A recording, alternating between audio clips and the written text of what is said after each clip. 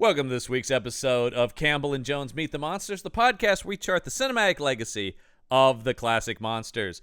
I'm John Campbell. With me, as always, Brendan Jones. John Campbell, do you know a good lawyer? I know a few. Why? What do you have legal issues? I need to sue someone for this whiplash. Suffering crazy whiplash because a week ago we watched one of the finest films we'll probably ever cover. Easily a top podcast. 5 movie of this show, Kronos. Like a genuinely good movie in addition to a good vampire. I mean, so much so we had trouble talking about it to a certain extent. Because all we can say is how much we loved it. It just, every scene was like, you know what, this scene, I loved it. Yeah. and then this week, holy, I'm going to cuss. Please turn this podcast down if there are children nearby. Holy fuck.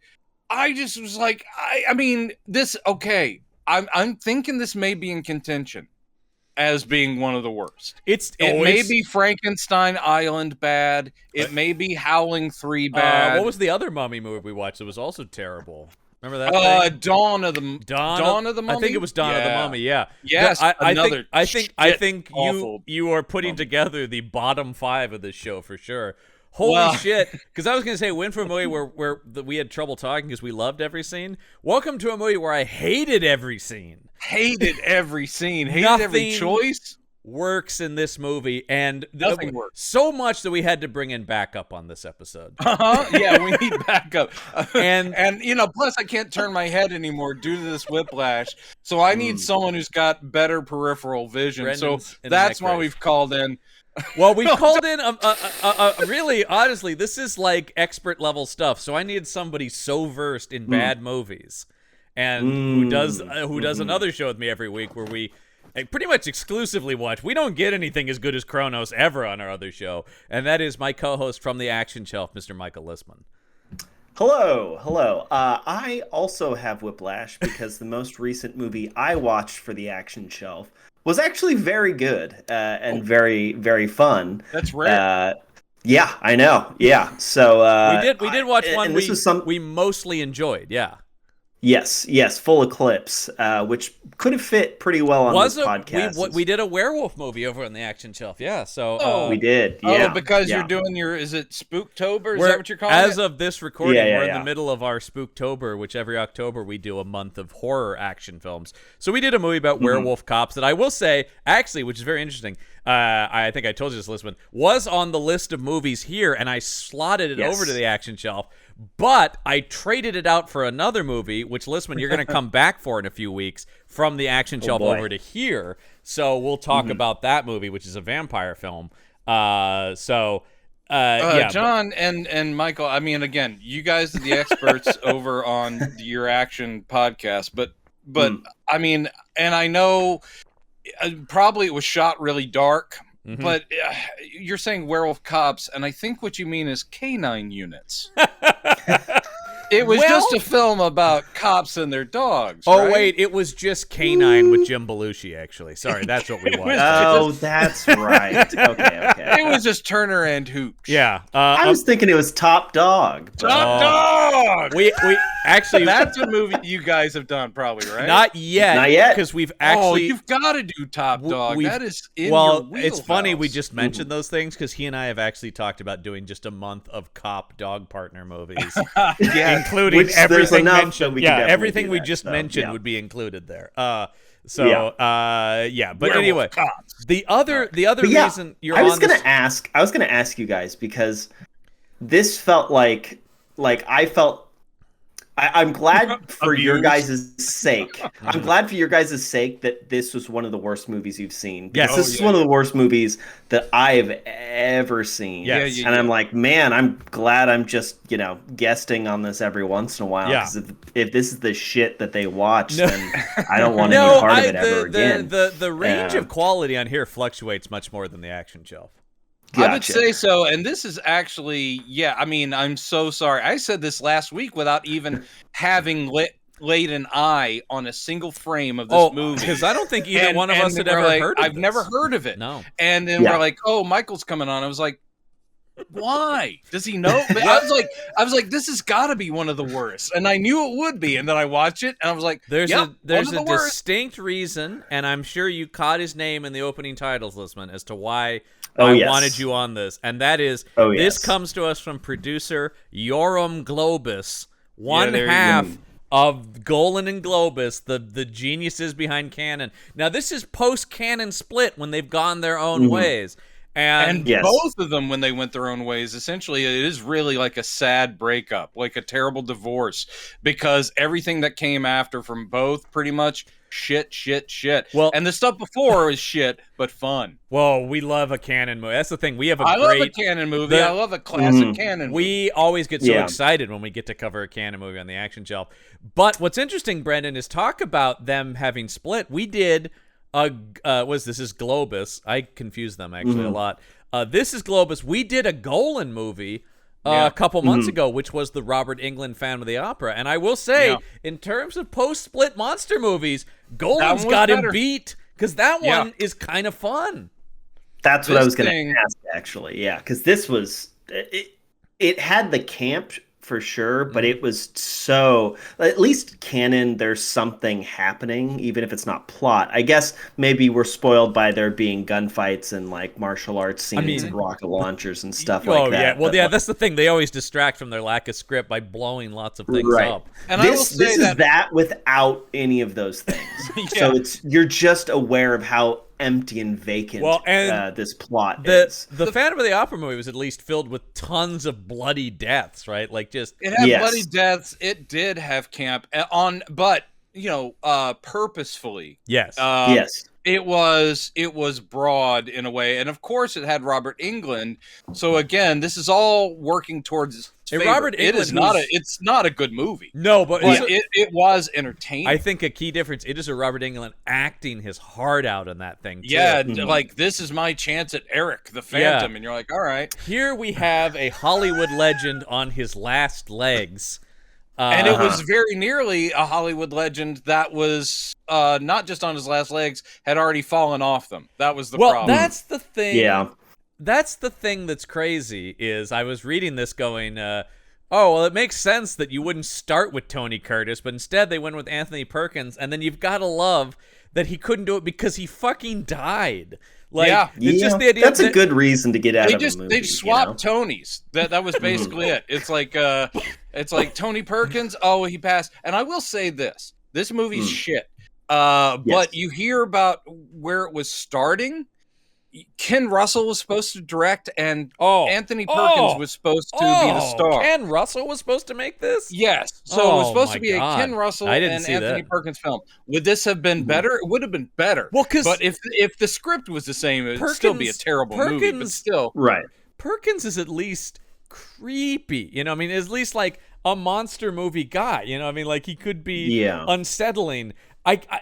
They may both be named Tony, but I can't think of two more different actors. Really. No. Well, Perkins would have. I mean, the thing about Perkins, not just the fact that he had done plenty of off-center characters, but really, it's about visually. He looked weirdly, especially towards the end, and it was probably due to his illness, but also due to just his age and the fact he always had that body type. He actually looked a little bit like Karloff towards the end. A very striking face. And he could do like Gravity, but in a also heightened kind of campy way, which was awesome.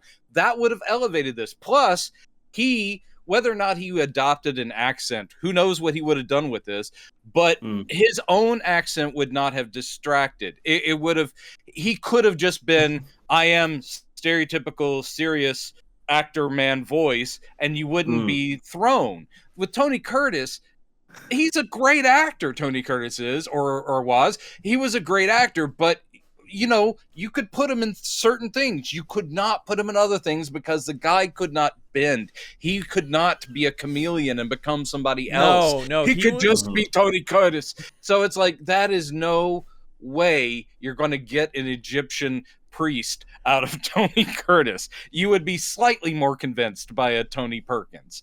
But yeah, we didn't get that. We didn't get Ken Russell. We didn't get Tony Perkins. My God. What we did get was 5 minutes of an astrology review. Hey, baby, let's talk about the stars. Jesus Christ. Come on for Tony Curtis, Map of the Stars. I think they literally took the same star field they had used in their Hercules movies, right?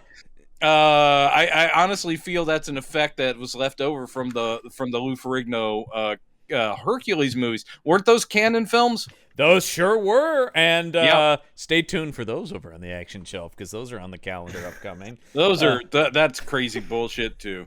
But is anything better than seeing Lou Ferrigno throw a bear into the sun? No. That's better than this, for sure. Yeah. Yeah, because something moved. Something did move. Yeah, there was movement involved in that sequence. So we should probably talk about what film we're watching today. What film is it, John? Why, we're entering the year 1993 finally with The Mummy Lives. That's right, baby, The Mummy Lives. He's Tony Curtis, and he's swinging through ancient Egypt, my friend. Oh my God! It is like he's Egyptian by way of Jersey, folks. Oh yeah, it's me, Tony. He does Curtis. it. I mean, he's not. He's not doing like. He is attempting a Tony Curtis version of kind of gravity, he's doing that acting. He's acting by just trying to make everything very heavy and weighted. Right? Yes, but the accent won't go away. Yeah. It is just there. Zoth in my life, Zoth in my heart, Zoth in my pants, Zoth over there. It's basically how the movie starts. It is after the astrology. It is after the literal 5-minute astrology. Oh my God! I was sitting there going, when they did the very first sign, I was like, oh, this will tie in. But please, they're not going to do the whole zodiac, are they? And they do all 12 fucking signs. Here's the name of an executive producer. Here's Scorpio. Here's the name of an associate producer. Here's Cancer or whatever the fuck. I'm like, God damn it. I mean, and there's no... Did you guys write down what your sign was? It's very important. Oh, mine's at the very top. So, I mean, Aries always starts off, and I'm like, boom. And then I just fell asleep for 4 more minutes and woke up because the movie started. And missed nothing. There's no additional thing. It's literally just going, here is this. Here is you that. think it's going to tie in. You think that the stars, because John and I have seen so many mummy movies at this point, there have been at least a couple, including a Hammer one in specific, that ties into the placement of constellations and stars with a prophecy and so forth. So to explain to the audience, literally this movie starts on a star field and a woman's voice. We don't know who she is, and it doesn't matter. It's not a character as far as I know. It's not a character. Nope. And she just walks us through every single star sign and tells us something about it. And the little constellations appear in the bad special effects star field. And it's interspersed with the opening credits. But this is 5 minutes of nonsense. That's the start of the movie. But do with the film. Can we back up for a second and just talk about something else that is in the movie, which is anything that's on this poster? Oh yeah, we should talk about the poster because the poster has absolutely nothing to do with I think this is classic canon thing where they made a poster and a title and sold a movie and then made the movie. Because we know that was the Lissman. We've talked about that over on the Action Shelf extensively. That was the way canon did business. They would kind of like this, lock in a name actor usually, make a poster. And come up with a title and then sell the movie, and there was no movie. I have a feeling this might have also been. I mean, you're right. That is how they did business. So it did probably come before the film, but there's also the possibility this was something left over from some previous dead project, and they're like, we got a mummy thing, don't we? Got a mummy thing? Because it's and like, so they just pulled this out and made it the cover. It's like polished, but it's clearly it looks like a VHS cover. I would have seen No, you know what it looks like? I'll tell you right now. What's that?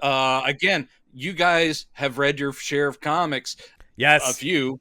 Just try to picture the back cover of a comic from the early 90s, and this is a Nintendo or Sega game that's coming out. Yes. And this is the ad for an early Sega game that has a mummy in it. Yeah, where they would do because it that. has the same kind of like cheap studio lighting and like the paper mache rocks that he's standing in front of.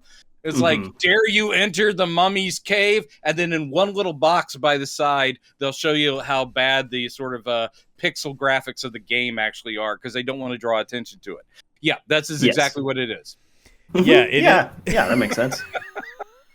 It's no, it definitely has that because I remember those actors that they would get models or actors or whatever to be like if the they Street had Fighter anything that was characters, kind of fantasy, it was always like the guy with the big sword, like the muscle dude with golden the big sword. axe or something like that, right? Yeah, like, all greased up and then again lit like he's in a studio and they had a smoke machine. Because here it is just it is a mummy holding a woman, not the mummy from the movie, not the woman from the movie. Nope, not even the rocks from the movie. And rocks and bones and skulls. That's it. And then some flame. Flaming or just sort of brightly lit smoke behind him. It's unclear. And cat eyes for some reason. Oh yeah. I guess there is a cat in the movie. I didn't get in there that close. They're kind of glowy. Yeah, they're definitely doing some kind of lighting effect on the eyes. And then bound by destiny, consumed by sin, his vengeance is eternal. That doesn't.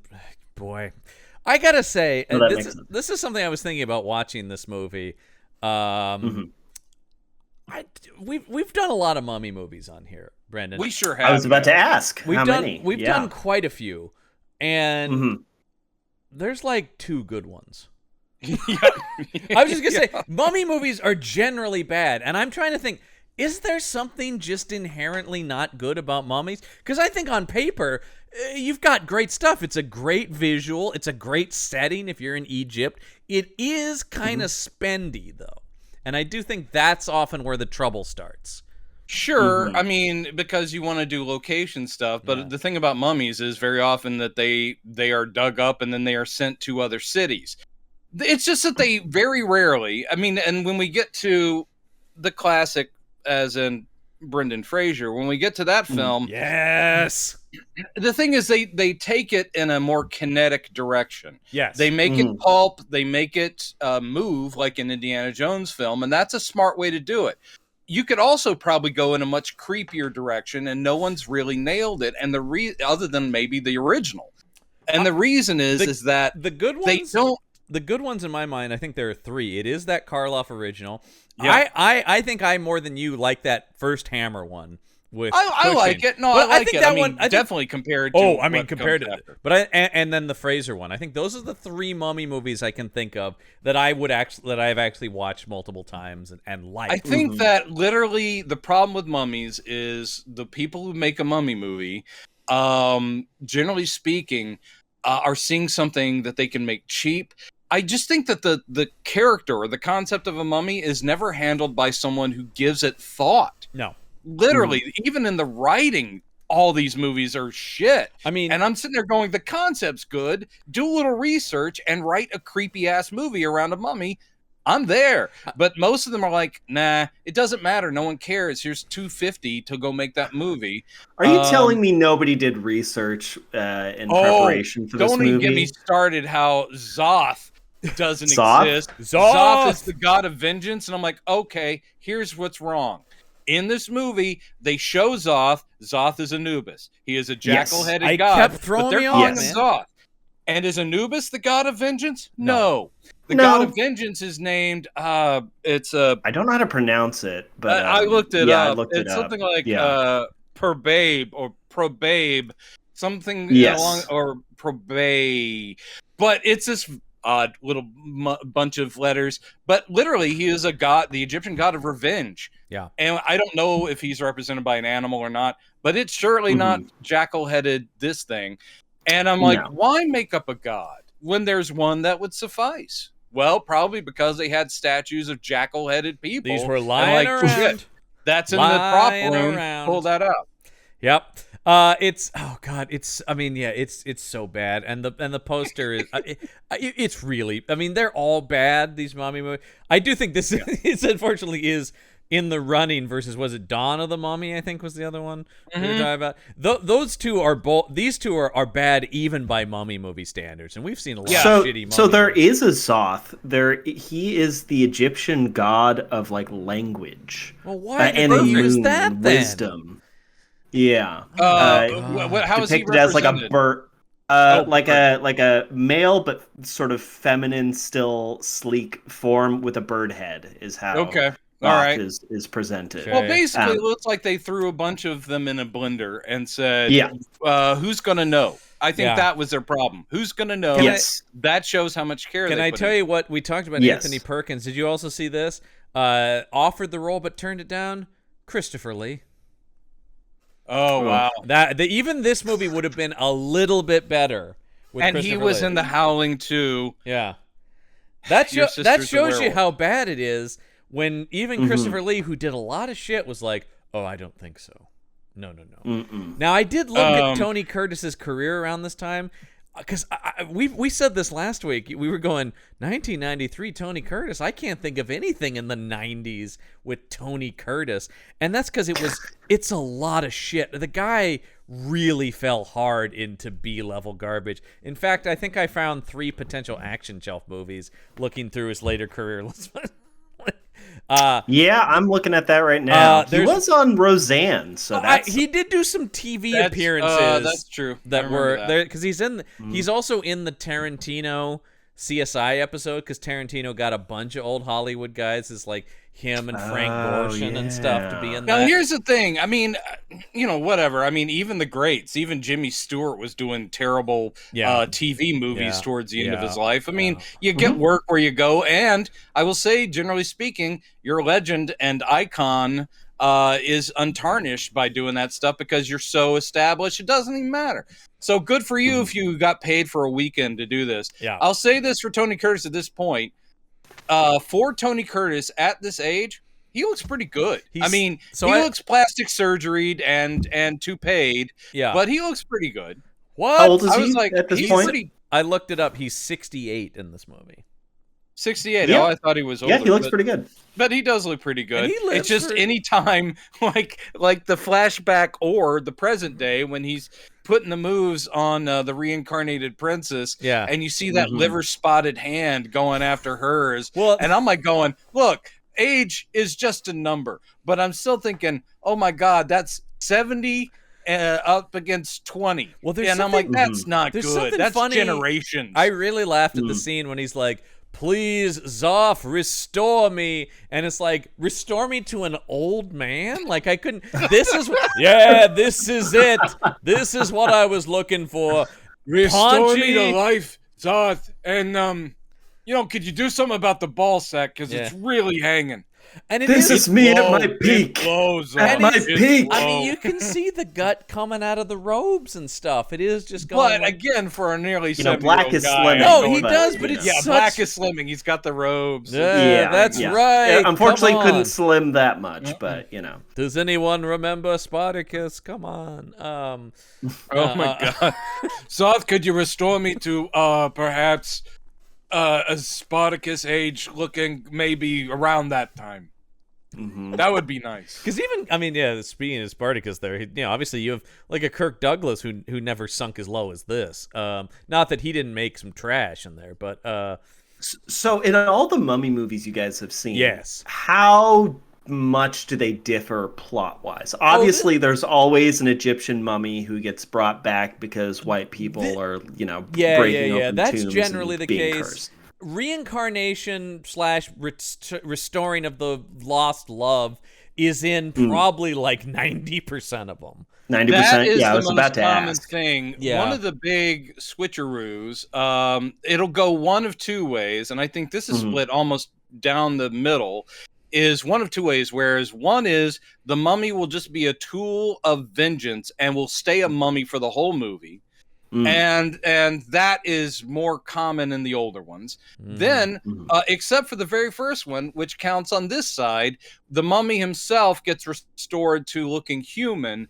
And so really, it's not much of a mummy movie as a resurrected dead guy movie where he's a mummy for a little bit. And then the rest of the movie, he just looks like a guy walking around going, oh, yes, I remember the wines they used to serve at the Pharaoh's temple. It was great. But yeah, at a certain point, the mummy stops looking like a mummy. There is something so funny about the fact that the Tony Curtis mummy is going, I tell you, we used to have some great parties back then. This was a perfume box. Did. How did I know it was a perfume box? I bought it! Oh, I'm sorry. I just gave it away. I'm very old. No, there's so many scenes that I love where he's like, this is the wine they used to drink. Like, it's just, he's always like, I am definitely not a reincarnated mummy. No way. I love how, let's just chalk it all up to magic. We're going to get into the plot eventually, but I chalk it all up to magic where I love a mummy that gets restored and then he's back and literally is not thrown by centuries passing. He immediately shows up and goes, I am an archaeologist named Dr. Flavin Bavoven. And I'm like, what? Are you not like going, metal carriage? I mean, no, he's how just does like, he immediately just go, it's no big deal that it's 1993. What do we got? Totally what are we, the early 90s? Sure. Does the hotel I'm staying at have free cable? I'd like to know. I know. How does he know these things? It says HBO, but what about Showtime? I want Cinemax. It's in my contract. I don't want to miss an episode of the Larry Sanders Show, so if it's not playing, I am done. Dunzo. Yeah. God damn it, Kirk Douglas got on like there. This. Look, we need to warn our audience. We will be doing bad Tony Curtis impressions for the rest of this podcast. It was never not funny. For this and actually, that was the only thing I enjoyed about the movie. Is this incongruous casting? Because every time he opened his mouth, as much as I love the guy, and I mean, Sweet Smell of Success, Some Like It Hot. This guy's a brilliant actor. Love him. I mean, he's one of the great. I was just watching the Vikings the other day. Great. Jeez, and that's cheesy, but come on, that's fun. It's so fun and exciting, and that's him and Kirk Douglas as well. But like, but my favorite, the parts I laughed the most is whenever he would go, well, us Egyptians.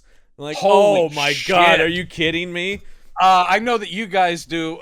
Don't you guys do like the best? No, you do the best kills. But don't you also do like best quips? Yeah. We definitely do. Best one-liners. Yeah. Because I've already got mine for this movie. I already got mine.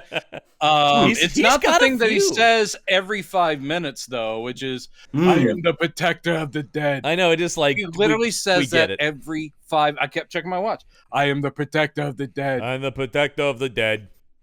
Yeah, and it is done with that kind of flatness. All right. I mean, anyway... Yes. It's like he knows. I mean, I think he knows he's wrong for the part, so he goes, all right, what I do is I just play it right down the middle, stern and serious. That's how I get around. I'm not going to try a fucking accent. That's not going to work. Do you think he's giving any thought to it other than, this is certainly a paycheck I am receiving?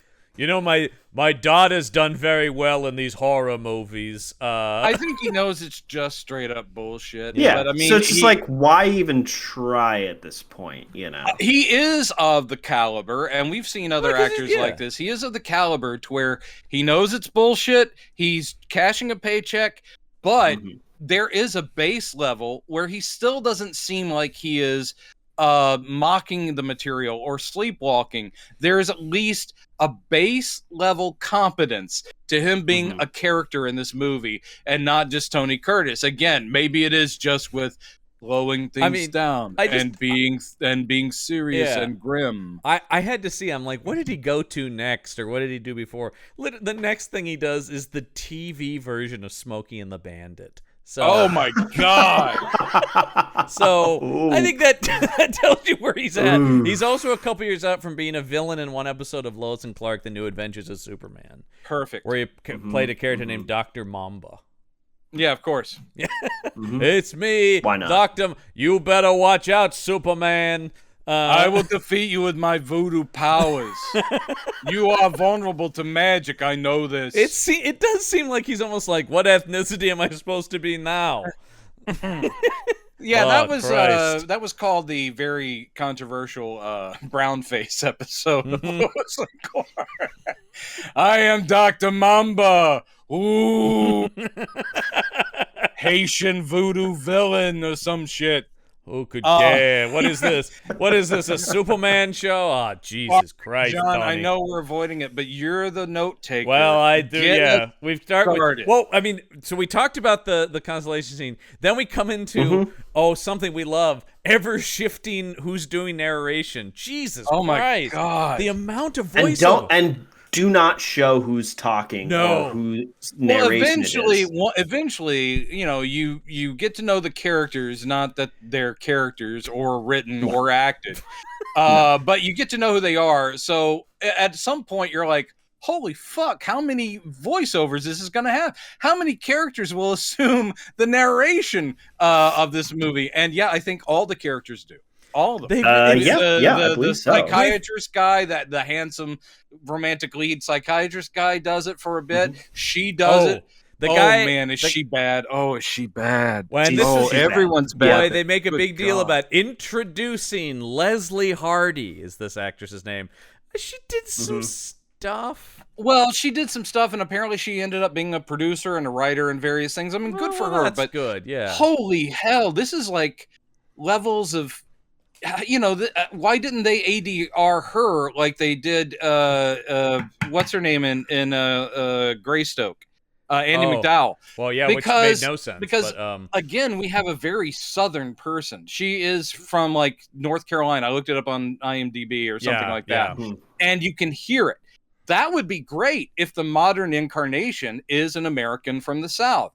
But whenever we're back in the past and she's Kia of Egypt, I'm not convinced by the wig or the eye makeup. And I'm certainly not convinced when she opens her mouth and she still sounds like she's from South Carolina. Well, once again, it's a competition between Tony Curtis from Jersey. She's from South Carolina. None of this makes any goddamn sense. Nope. And it really wouldn't have made sense. It was Anthony Perkins either. But I still think it would have been. Well, because like I said, he has a presence that kind of fits the material better, and he won't pull you out every time he opens his mouth because Tony Curtis has got that accent. But here in the opening of the movie, I think almost for the first quarter of the movie, we keep doing this literal back and forth, back and forth. Back and forth. We're in the past. She's having a nightmare. She's having a dream. Beep, beep, beep. I'm like, can you establish where we are, when we are, instead of just constantly Are we seeing the dream, or are we seeing the past, or are we seeing and both? Sometimes it seems like never established. Sometimes it seems like a dream, but it's reality. Actually, I don't. But anyway, I started watching this last night, and I got about 20 minutes in, and went, "No, I gotta sleep now because I can't make heads or tails of what's happening." I powered through because this cost me $2.99. It did, I'm not coming back for any more. I just couldn't follow it. It was shifting around so much. I'm going like, Jesus, this is talking about whiplash. I was going, Amazon thinks I like shit. Amazon is convinced I only watch shit now because of all the rentals I've done for this podcast. You were talking to the guys who do the action shelf. Our Amazon algorithms are fucked. Totally fucked. Yeah. Just absolutely. I'm sure there's good content on Amazon, but Amazon says seems like you like Don the Dragon Wilson. Yeah, it's like I have to skip if I'm looking for suggestions from Amazon. I have to skip through 12 Steven Seagal movies first, and then go okay. Yeah. Did Brian Bosworth only make the one movie? Because it seems like you guys would get more than one. He did more than one, and we have more planned. The Boz will be back in the action show. Well, I didn't mind the Boz. We actually kind of like the Boz. I like the movie he was in. Stone Cold. There you go. Stone Cold's a lot of fun. Yeah. So we have her, and she's just talking about like, I've always been drawn to Egypt, and now that I have the money to spend, I finally decided to go. She is an attractive young blonde lady from America, and you're getting this voiceover of her going, I don't know if it's destiny or just a blah, blah, blah, but I've always wanted to go to Egypt, so I did. She did do 6 episodes of Nash Bridges. So perfect. Okay. Oh, I was a big Nash Bridges fan back in the day. I don't mean to brag, but I told you I visited the set of Nash Bridges when they were not shooting. Oh, so you didn't get to meet Don Johnson. A friend of mine had the keys to that soundstage. Nice. So you did not get to meet Don Johnson or Cheech Marin. No. But I was able to smell their BO. Smells like Don. It lingers. Smells like Don. Yeah. Anyway, is Crockett been in here? So, no. Yeah. So anyway, so she's doing that, and it's all soft filtered. Like anytime they try to do stuff that's kind of if the supernatural or montagey, they do like this sort of soft filter stuff. I was gonna say there's a lot of montages in this. But if the constellation thing didn't tell you you're in trouble, this scene I was like, oh, this is gonna be a disaster. Just immediately, just the tone, everything. I'm going, oh, everything's wrong. Everything is wrong in this movie. We haven't even gotten to the mummy, and I go, there's no way anything good is gonna happen in this thing because I can't remember. She shows up. Does she immediately go to sleep and start having this nightmare, or is something else happen? Pretty quick. I don't even remember her name. I mean, I remember Kia was the name of the ancient Egyptian What gal. Is her name? Her name is Sandra. Oh, it's Susan or something? Sharon? Susan? Sandra. Sandra. There we go. Sandra Barnes. Well, I believe it's pronounced Sandra. Oh, is it Sandra? Yes. It might be Sandra. Yeah. Right. Karate's bad boy, Sandra Barnes. No.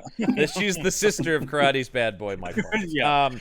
So meanwhile, she goes, oh, this is where she says, I had seen an article about this billionaire's dig in Egypt, and I just knew I had to see it for myself, which then takes us to the dig where the guy, here's a scene that's in every Mummy movie.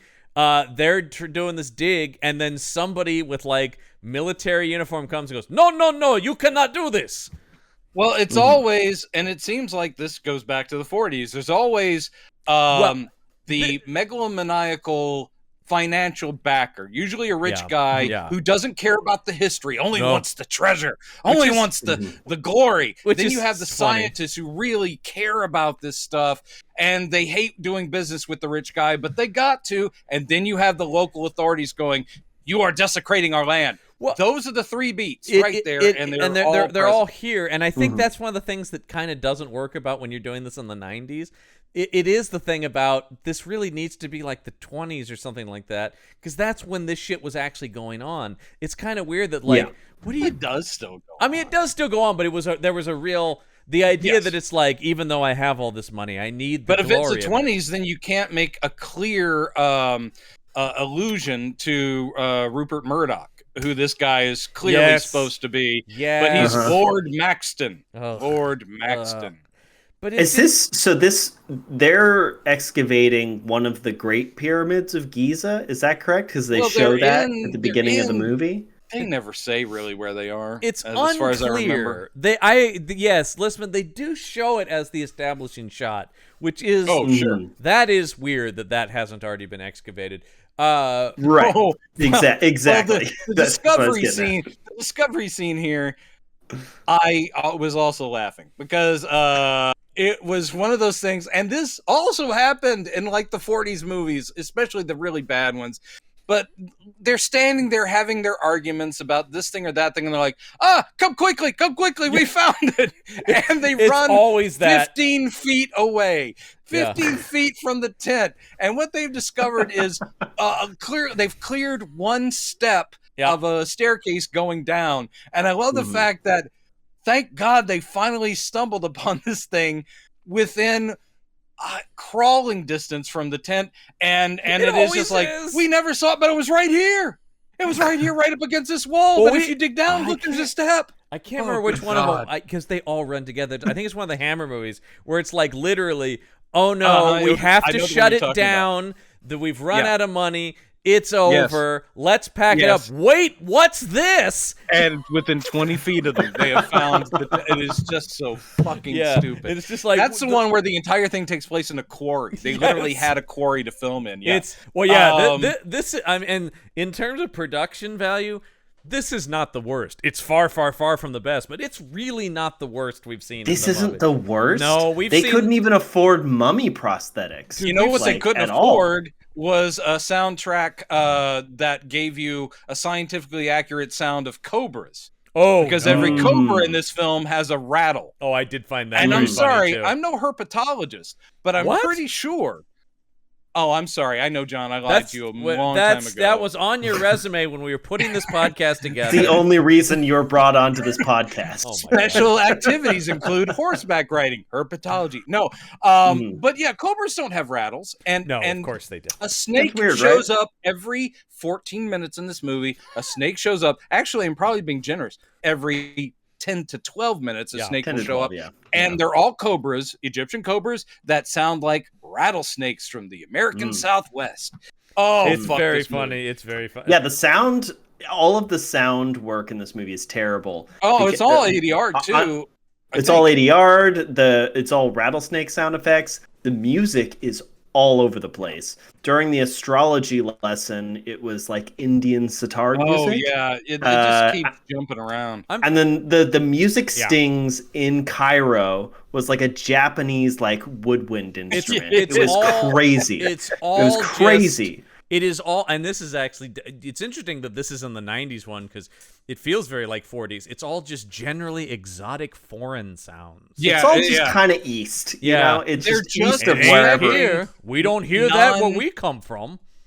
They're just expecting non-questioning American idiots to watch this movie, and that feels, well, they did find their audience. Right. The fact that Green Day song "American Idiot" is specifically about this movie. About fans. When they're saying they don't want to be an American idiot, they don't want to be people who like this movie. So that is irritating as fuck. And one other thing I wanted to point out. Yeah. This movie, it's one of those things where they're trying to. And this happened a lot to Bram Stoker. It certainly has happened a lot to Lovecraft. But this was one of those things where like going based on the works of Edgar Allan Poe. Oh, yeah. I did catch that. Some Words with the Mummy, which is a Poe short story. Yeah. And which I am they're not claiming familiar this is based on that. I don't know that one. My favorite is how it was credited in the opening credit. Suggested by Edgar Allan Poe. Oh, suggested by is always the best credit for something. Yes, because it literally means, well, mummy is in it, and that's it. Edgar Allan Poe did mention the word mummy at some point. Here's the thing about Some Words with the Mummy. It was a satirical short piece. And the whole concept of that short piece was that a bunch of proud American dudes, they resurrect a mummy. And it is, for Edgar Allan Poe, and they say this is the first piece of literature fiction that actually did have the resurrection of a mummy in it. So he did beat but it was for comedic purposes. They resurrect this mummy. The title sounds silly. I mean, and then they have tea with him, and basically it's the mummy saying, well, ancient Egypt, we were so much farther advanced than you. We lived in peace. We had unity. We had this great political system and blah, blah, blah. Everyone lived as equals. And then the Americans who were feeling offended go, yeah, but do you know how to make these throat lozenges? Do you know how to make modern soft soap? And the mummy's like, no. And they're like going, knew it. You're an idiot. So basically, the whole thing is like a parody of. I don't know, man. That sounds like this movie. No. I love that. I mean, the whole thing was like a dump bump, and it had nothing to do with. Then he goes on a rampage, because here's the thing. So the pharaohs, it had none of that shit. Throughout this whole movie, I kept thinking it's very much a ripoff of the Karloff movie. Like, really, plot-wise, it is very close to the Karloff film. Sure. Except for removed of nuance, pacing, anything interesting about it. Yeah, good makeup. Atmosphere, anything like that. This is bullshit. It's bad news when your movie can't beat the pacing of a film from the 40s. That's tough. Actually 30s. Yeah, you're right. It's even earlier. And that's the thing is, like, often the criticism people have of those is they're slow. But actually, I'll take that 70-minute mummy movie those were the days, man. Get me in and out of these. That's the thing. I would rather watch any Universal mummy movie over this because they're like 60 minutes. Yeah, even the bad Taurus ones are goofy ass and dude, kind bring of dumb back fun. Ford and Foran. That's what I'm telling you. Well, here's the thing, John. Here's the thing. Without the astrology lesson at the beginning of the movie, this is about 70 minutes long. I think you're right. Yeah, it is. Yeah, that's true. It is. But I mean, I will say, I was just, folks, I can't stress this enough. This was hard to sit through. It really was very difficult. Slog of a viewing. So I think basically they found the tomb, and did they already know who it is? But they are like, no, it's the they tomb find of... the thing, and it says once again, it's the classic: those who high enter priest shall be cursed. And they're like, oh, it's him. Well, you should know he was, and this is very much Emotep, right? He was mummified alive because he put his hands on. This is all done better coming up in the Brendan Fraser movie. Put his hands on the pharaoh's, intended or whatever. So they mummified him alive. Well, actually, not the gods. So the essentially, gods, what I got from this is Zoth, who again, no. Yeah. But anyway, the thing says in this. I like just the flat. No. No. It says in this chamber are the treasures of Zoth, protected by his high priest, who is doomed to be in here and protecting them, and don't open it because you're a fucking idiot. Well, and then they tell us the story of that high priest, and the whole thing is, and it's pretty chaste unless they were really getting down and dirty. But apparently, he kisses her in that flashback, Zoth, which was gross.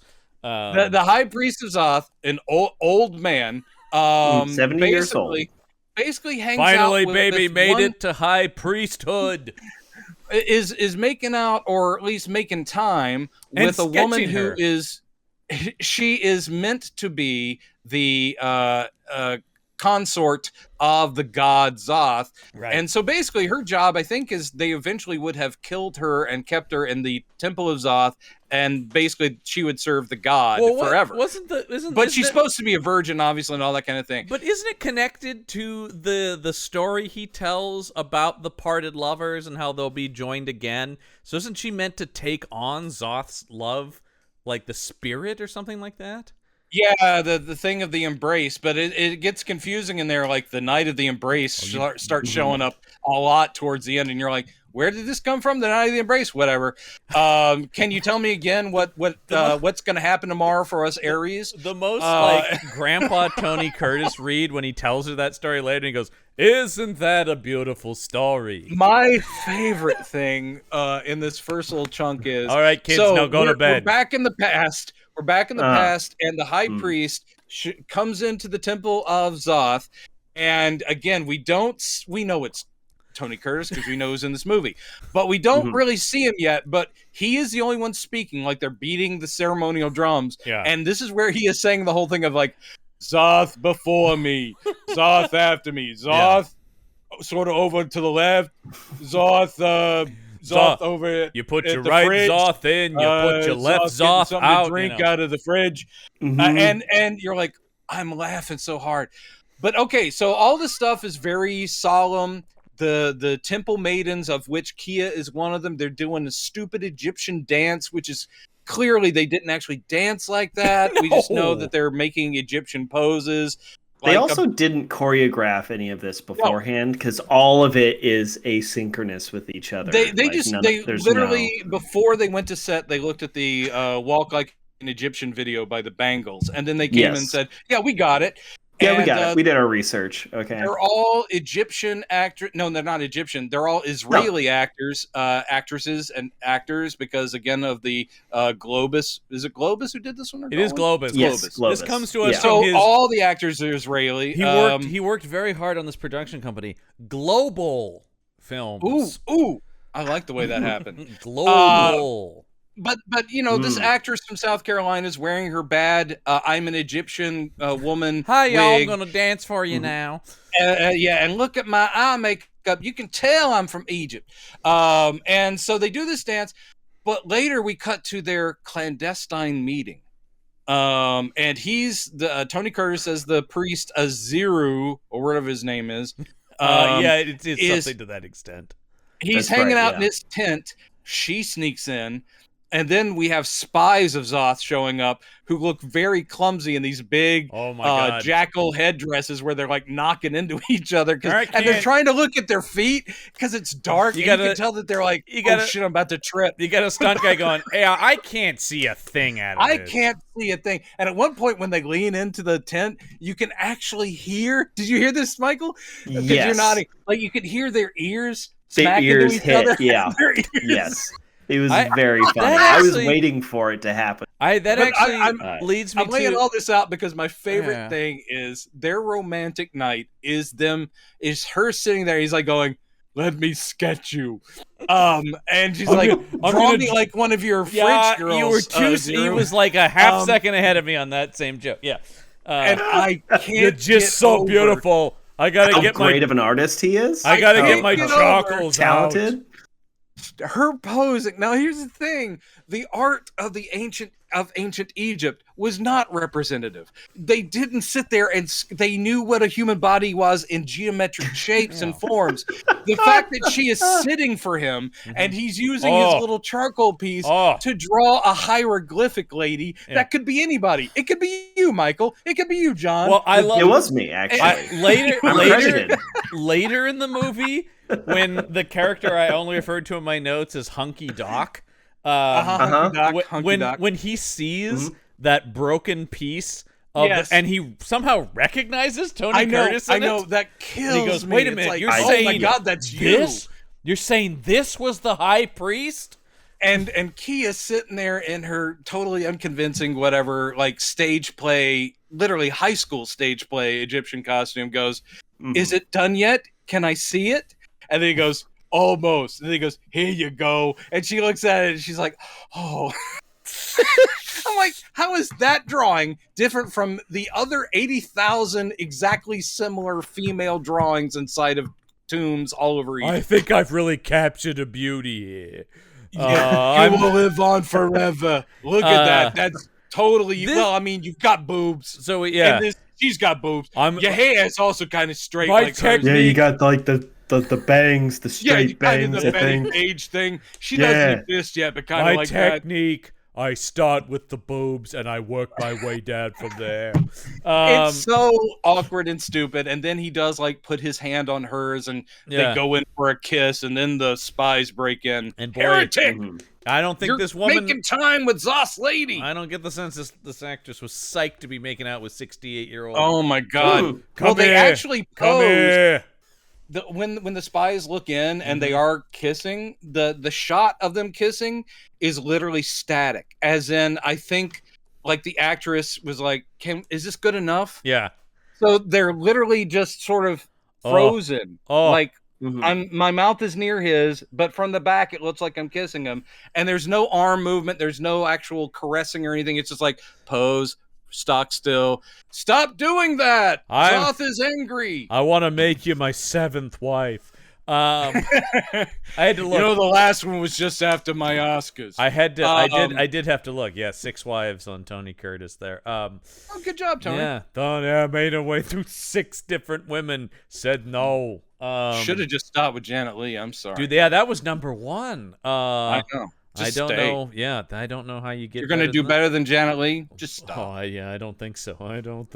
But anyway, so this is also being experienced by Sandra. Yeah. While she's tossing and turning in bed and making very bad actor nightmare moans. Oh God, this is such like a Lifetime movie, kind of like nightmare. It was. If you were just listening to and not watching it, be assuming there's something else was happening in the film. Well, it's also kind of softcore porn. That's right. Yeah. But the thing is shot like an 80s music video. There's the blue light coming in and she's under a sheet. This movie isn't going... This is PG-13. There's no boobs in it. There's no sex. Which is surprising for Globus. Yeah, pretty much. But she's kind of expecting it, honestly. Golan did get some boobs into that Phantom of the Opera movie. Yeah, he did. And that's why I bought that one. No, anyway, so she tosses and turns, and she's literally just going, no, Yeah, it's pretty bad. No. And then also as this is happening, that we're almost cross-cutting between three things. Then you also have the mummy, the sarcophagus being open, and they're cutting into the wrappings of the mummy.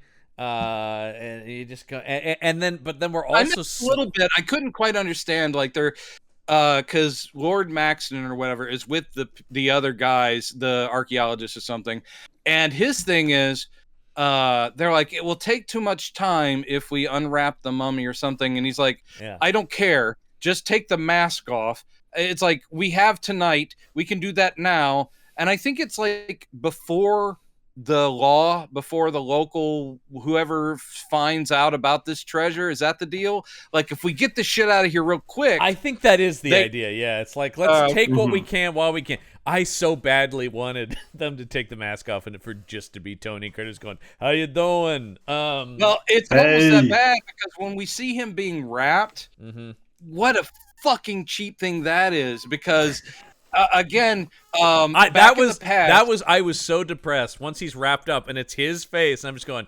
God damn it, screen legend Tony Curtis is in cheap fucking mummy costume in this piece of shit no budget movie.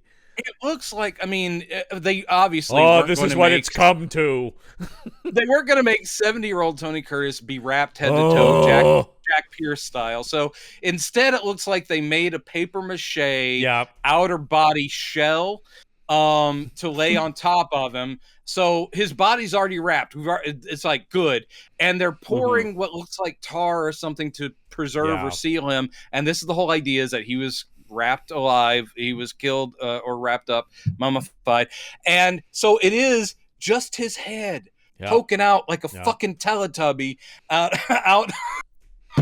That's all I could think of, is because the rest of his head and neck is already done, so his face is just poking out like the Teletubbies, and like that's what they've saved for last. So they start laying some stuff on him, and then they put Dr. Doom style, they take the sizzling hot mask, which doesn't look anything like an Egyptian artifact, but they put it on his face. He's like, no, not the mask. I hate masks. They're my least favorite costume article.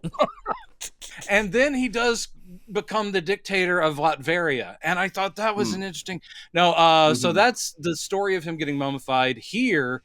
In the present day. You retelling it was more interesting and riveting than what we saw in the movie. Michael, thank you. You do me a great honor. But I will say that I will take that, and it is true. This movie is, even when it's trying to get into like another gear, when it tries to bring in some horror elements or violence, it fails every time. There is no pulse. No. There's one creepy segment, which is also incredibly, I think... I think there could be a legal case where the country of Egypt could probably sue this film, because the entire sequence of Sandra getting lost in the market and then the underground, Jesus and I'm like, Christ! I'm like, oh boy, this is a MAGA nightmare right here. It's like, look at all these. Look at all these brown people clawing at this pretty blonde woman. I actually wrote down that weren't actually brown, because there's no brown people in this movie. Well, they've been given tans of a spray nature, but my note actually says she's pawed at by undesirables. Undesirables is probably what they would have called them back then. That's true. Lovely. Lovely. That would have been, this movie is shit. I'm sorry. I'm sorry, guys. Really bad. I'm trying to see. Oh, one of my favorite scenes. All right, so when she's drawn to this Egyptian museum, and she's looking at a mummy they have on a display, and it has a ring on it, and she's remembering rings in the flashbacks, and then she like is basically possessed by this memory and just punches through the glass display and grabs kind of liked that bit. But I mean, yes, in the flashback, Tony Curtis, the priest, gave Kia this ring. Is like, you will have this forever. We will forever be bound by it. And so now, this is what I love about this Egyptian Museum of Archaeology, as it says on the outside in English. That's very nice. Thank you, Cairo, or wherever. Apparently no guards. And they will allow, if you're a pretty blonde American lady, just to wander through. There's no nothing. The set is terrible. There's hardly anything in this museum. But I do love that she's all alone in this room when she does get overcome and then she smashes it open. This is kind of a great scene because they're like, get the guards. And then she faints or whatever. Later in the movie, when she returns and somehow they let her back in after this incident. And then it happens again later in the movie. She goes full on Charles Foster Kane in that fucking thing where she is spinning around and knocking shit over. And I'm like, this woman has single-handedly destroyed the Cairo Museum of Archaeology.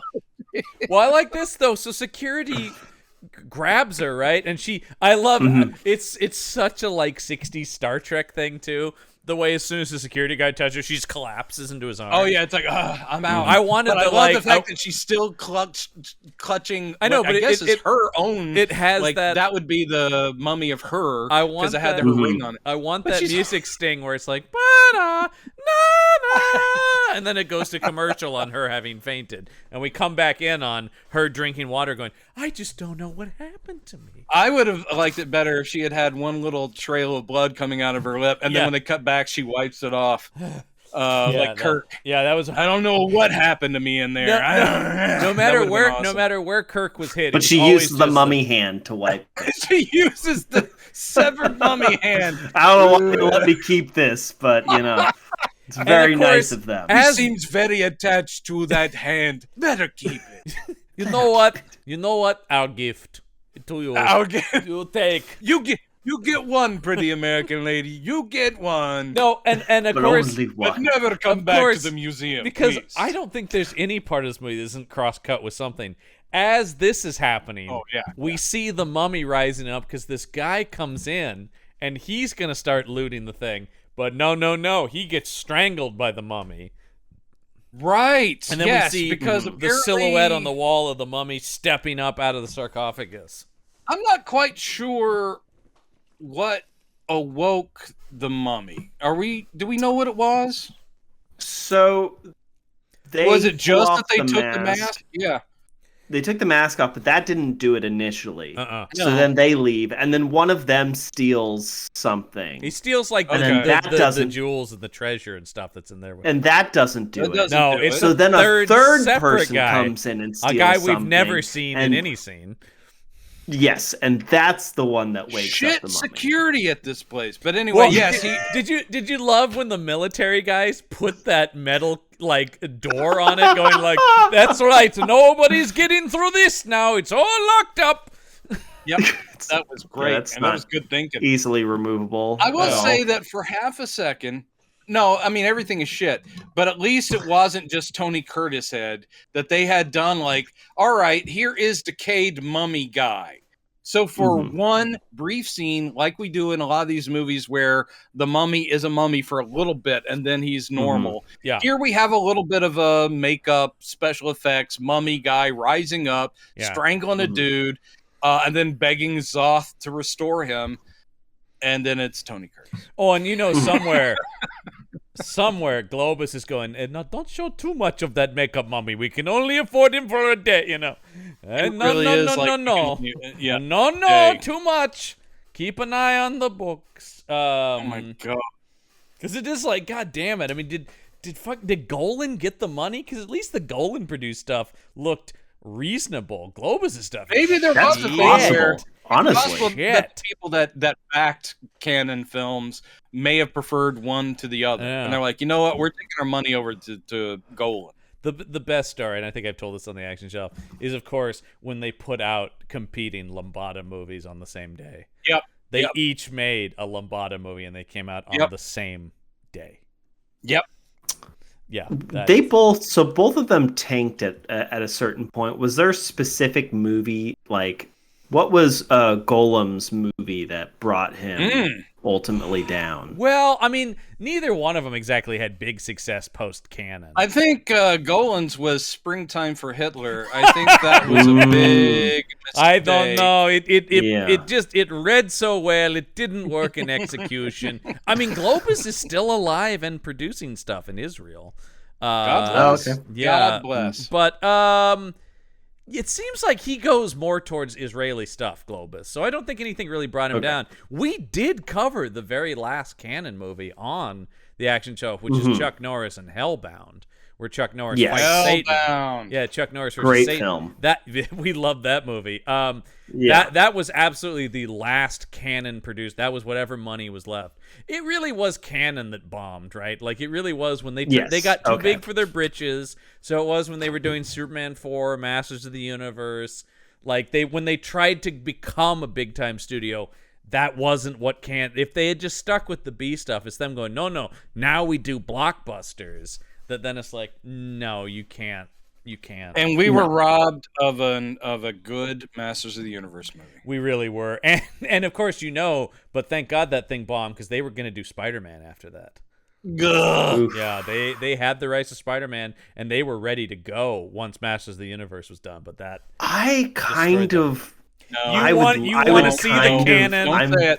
Don't say it. I want to remain your friend, and all you're doing is pushing me away. I'm not saying I would like it, but there's a part of me that is curious. Well, there's a part of me that would like to see Tim Burton's Superman. I have a feeling that it would not have worked, but it would have been fascinating. I kind of do want to see it.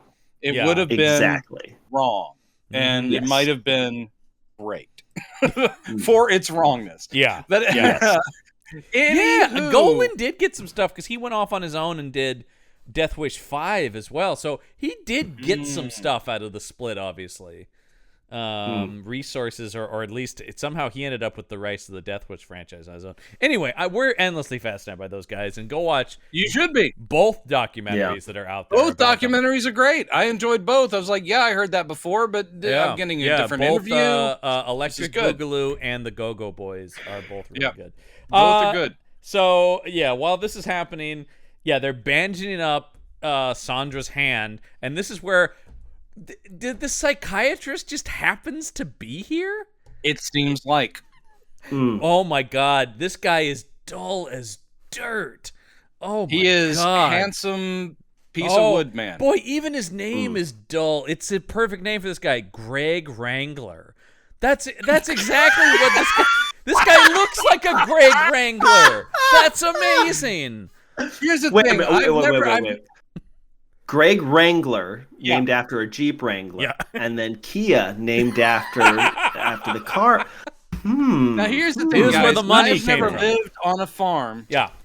But I do understand occasionally you can be overrun with Gregs. And at that point, you need a Greg Wrangler. That's true. You've got to get someone in there that knows how to handle all those Gregs. I've been there. Yeah. And it's serious business. If you go to his IMDb profile, if you think he doesn't have a photo where he's dressed as a cowboy and it's not from a movie, it's just a headshot, folks, you'd just be so wrong about Greg Wrangler. Oh, there he is on a horse. So essentially, this guy is also American. Yeah. He is Dr. Kerry Williams. Or Hunky Doc, as I call him. Hunky Doc. And he is apparently a psychiatrist. So he is there to help. Yep. He's there to help this pretty white American lady. He's a psychiatrist who's bandaging up her injured hand. Is that correct? Well, because she goes, "You're a good doctor," and he's like, "Well, first aid is not my main thing." Is he practicing medicine in Cairo, or did she just find one other white person in Cairo to patch up her It seems like hand? the Egyptian authorities literally are trying to get rid of her. Like, it seems like they're shoving her on him. Like, oh, well, you're a doctor and you also help crazy people. She's clearly having a meltdown. So can you take care of her? Because we're busy being Egyptian. While she was there in the back room, there's just a guy going, "We need to get rid of her. Don't you know a psychiatrist?" "Yeah, I think there's a guy down the. Okay, we'll call him. He'll know what to do." You saw what she did with the whole she pulled the hand off with the ring. I gotta say, man, there's nothing in the book. Do you want to deal with her? There's nothing in the employee handbook about how to handle this. So I want to keep my hands. Make sure she goes to the open market. See that she has a good time. Tell the undesirables about her. So he's here going ring the bell and say "soup's on," and they know what we're talking about. Well, she goes. He goes, "What are you doing in Egypt?" She goes, "Well, I heard about that billionaire's dig." He goes, I heard about it too, and I also wanted to see. I'm just like, Jesus Christ! I don't understand. That's a red flag. I don't understand a world in which this news article gets. I mean, other archaeologists, this makes sense, but randos around the world going, "I have no backing in that field. Yet I want to spend all the money I have to go to another country just to kind of eavesdrop." Didn't you love it when they had the line for people just watching? They had like a rope going, "All right, looky-loos behind this. Just stay away. If you stay here, you can watch people go in and out of a tomb," which is all you're seeing. For her, I could understand. For her, I could understand because she could be magically compelled. Yeah, that is the thing. If you are American and attractive, there's a different group over here. Yeah. Stay together. It's the short line. It is the short line. Yeah. If you keep having prophetic or past life memories, please form a group over here. We're going to put right here. All right, I need 3 lines. I need 3 lines. Yeah. It's like some... Right now, come on, everybody, right here. Lissman, I will say, fuck this movie. We see this a lot on the action shelf. I will say, this guy works a lot in a certain type of television. I'm going to go ahead and give you one guess as to what it is. Does it involve the TV show All My Children? Oh, it might. I don't know if he's been on that one specifically, but yeah, that would be... Oh, nope. Yeah, he has.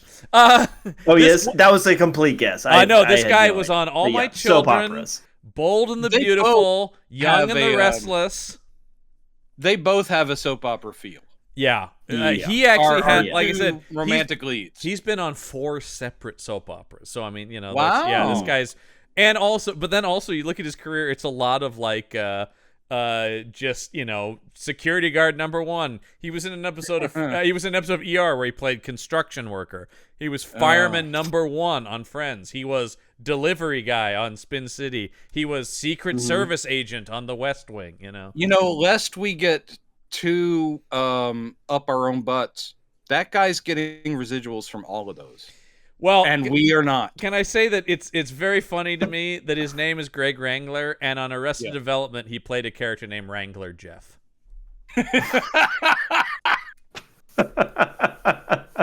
Sometimes the universe gives you little gifts, and you have to just thank the universe. Oh, good. I love it. He played football coach on King of Queens. You know, I mean, fire chief on Hero. So this guy is on soap operas, or he has like one line on a bunch of successful shows. But you know, as we always say, acting's acting, right? Last one. Yeah. However you're making your money. However you're making your money. Yeah. A working actor is a successful actor. So anyway, they head over to the dig site where I didn't fully understand this. All right, now this movie's this movie weirdly confusing, because it's so bad it's confusing. The expedition team here seems to have entered now another tomb that has a statue of a woman that turns and starts moving, and this is where we do get the "How you doing, Tony Curtis?" already in the tomb. Hey. I think the where the priest was found, where Curtis was found, was like the anteroom, and they're just moving into the proper treasure chamber. Well, once again, because the sets are so bad and the visual transitions between scenes, I do not know where anything is in relation. Okay. Well, the lighting was terrible. Like, their lighting was just a man off camera with a flashlight shining it in the face of whoever was talking. A flashlight with a blue gel. So all the scenes in the tombs are so fucking dark. You can it's impossible to tell who's talking. And when Tony not Curtis just because all the lines are 80 yards. Tony Curtis walks out in full on. He's Yasser Arafat in like his ceremonial. Well, this is what I was trying to come up. What is the name of this? This is what I was talking about last week. It's the cloth with the thing with the band wrapped around. It's a turban, but I think somewhere in the modern age, and Yasser Arafat used to wear these all the time. It's a turban, but they've turned it into having like a brim, almost like a cowboy hat brim. And I don't know if that actually changes what it's called or not. But I always think is what he's wearing. Yeah, I always think of like Lawrence of Arabia has these, you know, like that kind of. And he's got the black robes on, which are slimming. And he comes out. My robes are going to be blacker than night. I cannot. I can't stop laughing, and if I could have this on a loop, I would, because when he introduces himself, when he's saying his name, he's like, I am Dr. Raid Muhammad Sanat, or whatever it is, and I just laughed. And this is like 11:45 at night when I'm watching this, and I'm worried about my neighbors because I'm cackling at this fucking thing. I am Dr. Rahid Muhammad Sanat. It's Dr. Mohasid. Mohasid is the last name. Yes. Dr. Mohasid, how you doing? Welcome to my hometown of Egypt. And another thing that is great, he comes out and they're like, how the fuck did you get in here? He goes, I came in with you. And I'm like, okay. No, I love that. They go, you weren't here yesterday. He goes, yeah, I was. Yeah, I was. And yes, he very quickly establishes he knows what he's talking about. But what I love is this is a private, as these things are, privately funded dig that has like a businessman behind it, that has people already assigned. You don't just let a person walk in. And for the rest of this movie, this guy's got free access. He's just walking in and going, you're absolutely wrong about what that is. Excuse me. That was a cookie jar. And nobody else is like, who's this guy? Like, everybody else is immediately accepting this guy. When he says he's doctor, blah, blah, blah, they could say, where did you study? And can I see your certificates? Can I see any of your ID, please? Because this is an open tomb with treasures in it. This could be Jack Scrack walking around going, yeah, I'm an Egyptologist, and I should examine these treasures. I will take this one home tonight to look at it at my apartment. And this one's going to the lab. No, I'm fixing this Christmas tree and bringing it right back. Cindy Lou Who. I like later though. The Grinch who stole Zoth's treasures. They do ask him. They go, doctor. A doctor of what? Are you a medical doctor? He goes, oh, well, I used to be, but now I'm kind of an antiquities guy. They just buy it. They just don't. I used to be. It's literally lazier. TV doctors trying to peddle like fake medicines. Yep. Like it's lazier than that. He goes, geez, it's been so long since I practiced medicine. It'd probably be like I'm from the ancient times, not a mummy. Do you guys still use poultices? Because I got like a shitload of those. And so begins him constantly saying things that clearly indicate he's a mummy. What you have, like a headache? I have a leech with your name on it. Literally, I put your name on it. Well, it just goes. Well, he talks later about. He goes, and back in ancient Egypt, beer was the drink of choice, and the best stuff came from over here. And he goes, well, what? You act like you've tried it. No, I read that somewhere. Because he is so unmistakably American. Can't. And also when he goes, specifically American. The best beer was from Memphis. And I was like going, my family lives in Memphis. Yeah. Where's the best beer there? Please tell me. I know Memphis is Egyptian, but you hear him say that. I'm like, also their Memphis, Tennessee. Okay. Their pulled pork barbecue will lay you flat. It is so good. You go to Beale Street, that's all tourist stuff. You go somewhere else. I tell you, Elvis Presley himself came up to me. And he said, this is the shit he used to drink. Yeah. But I do love the guy goes, what, like you've tried it? And he's just like, oh, no, that's what they said. Yeah, like I certainly wasn't alive back then. There's so many times that people go like, well, you're talking about this like you were there.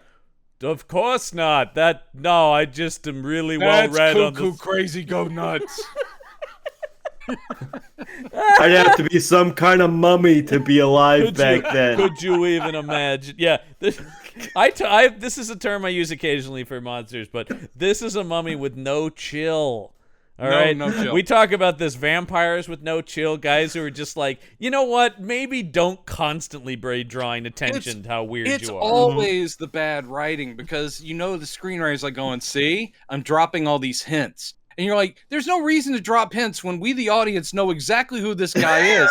Why don't you make him smart enough as this immortal creature to not constantly be giving it away? Yeah. It is a thing where it's like going, I wish I could ride on one of your metal birds. I mean planes. Yeah. I mean, they're so commonplace. Obviously, I've been on them hundreds of times. I don't know why they don't lose their feathers when they fly. I mean, it is something that Karloff's mummy was good at. He had a whole fake identity, and he was pretty good, you know? So he only really wasn't chill when he was trying to make the moves on his resurrected love. Well, and because the whole point is like, don't you remember what it was like back then? Don't you remember? And this guy's just like, where's the blondie? Hey, you used to be Kia. Hey, no, come over. Hey, get that sweet little caboose over here. You recognize this? You recognize this spotty hand? Come on. That's the one. No, honestly, there were a couple times when I thought, why'd they put this makeup on his? Oh no, that is just his hand. Because I thought, like, are they doing a thing where his hands for some reason? No, that's what I thought too. He's elderly. That's just his hands. He's just an old man. Oh, jeez. Rough. And also, I know a little bit about Tony Curtis's biography. He's also like a City Miles 68. He did some hard living in there, too, you know? Like, yeah. So I think there is like, he is 68, but he looks pretty good. But also, if you told me he was 80 here, I'd believe you as well. You know, like, oh, jeez.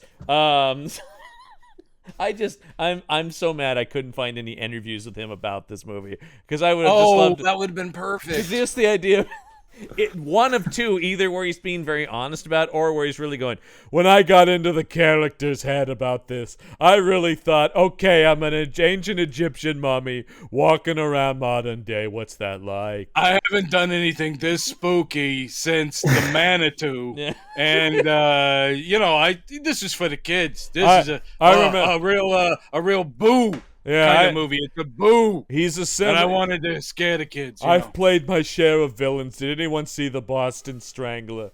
I was the real life Boston Strangler. I mean, I pictured this guy, I can't even remember his name anymore. This Egyptian guy.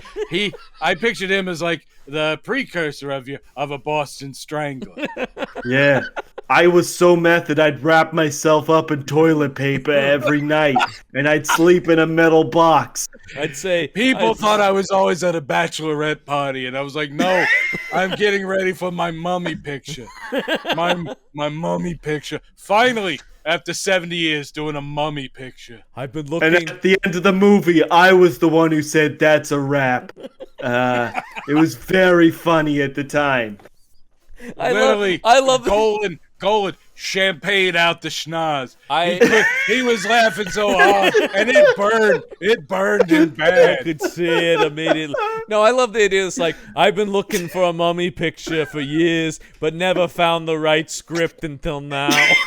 Right, exactly. I told him, I said, hey, any possibility, you could name it something like, some like it really old, some like it wrapped. I did. Yes, some like it dead rot. How's that? I did originally envision it as a reunion between Lemon and I, but he just was busy. But I will say he looks fabulous in the Kia wig. That one makeup test was pretty great. Come on, he was on the phone trying to get into one of those Grumpy Old Men sequels, right? I could be the third grumpy man, Jack. I can be as grumpy as Jack. I can be as grumpy as anybody. Yeah. How's Walter's heart doing? Is he doing okay? I like the idea that he would go over to Mathau's house in the mummy and try to scare him into a heart attack. Boo! Shit, you're pretty good. Yeah. You're tougher than I thought, old man. You gotta get out of here, Curtis. I'm losing it. Well, anything is better than talking about the. Well, okay. Let's see. Where were we? Yeah, let's see. We can wrap it up quick. The rest of the movie is every now and then someone will die because of a snake or a strangling. A cat or something. at one point. Let's just focus on Tony Curtis's things, because the hunky doc is just going like, oh, you have more dreams about the mummy, huh? That shit just doesn't matter. No, and they slowly fall in love by riding horses together and things like that.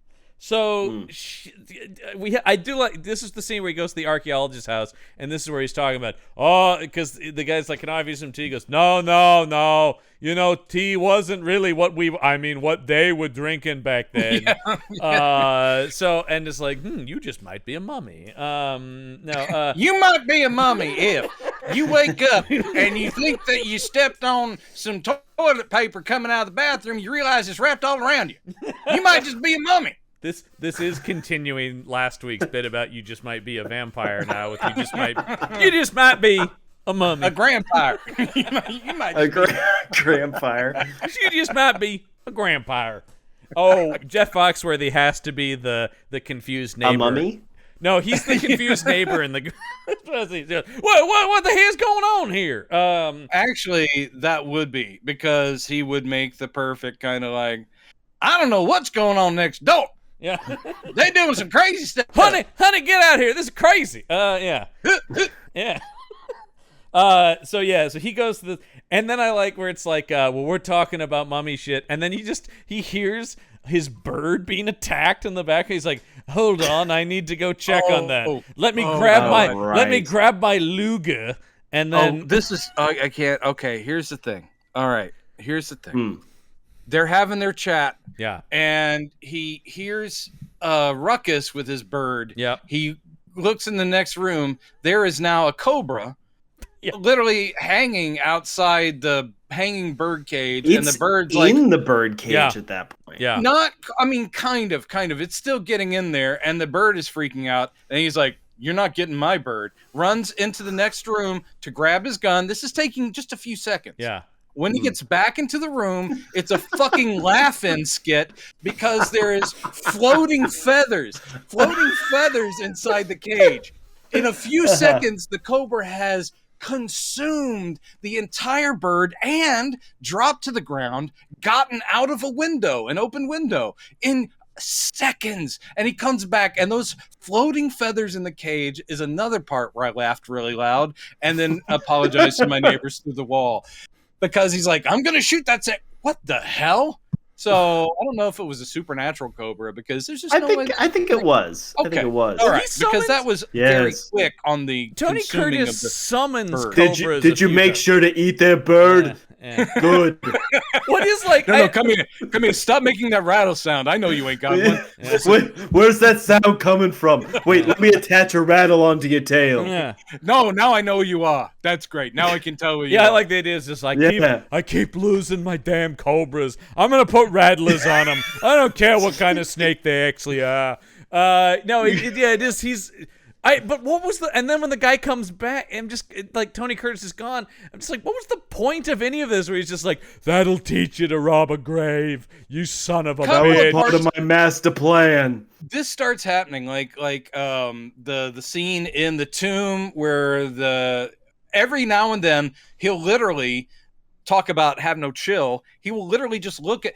He's getting access to these places, and these people are talking to him. They know him now. They're not friends necessarily, but he will literally out loud just go, grave robber, usually before someone dies or something like that. And I just love the fact that he's we have to talk about one of my favorite scenes. I know which one. When he goes to the fancy party and he just fucking loses it. You fucking grave robbing piece of shit. Like, well, he walks into a conversation. There's a bunch of people sitting around. Because he gets invited on one of the digs. This British guy's like, "Oh yeah, all right. You should come to my fancy dinner party." Because once again, he's invites this guy to the fancy reception at his house. Yeah. And this is what I love. All right, so Dr. Raid Mohammed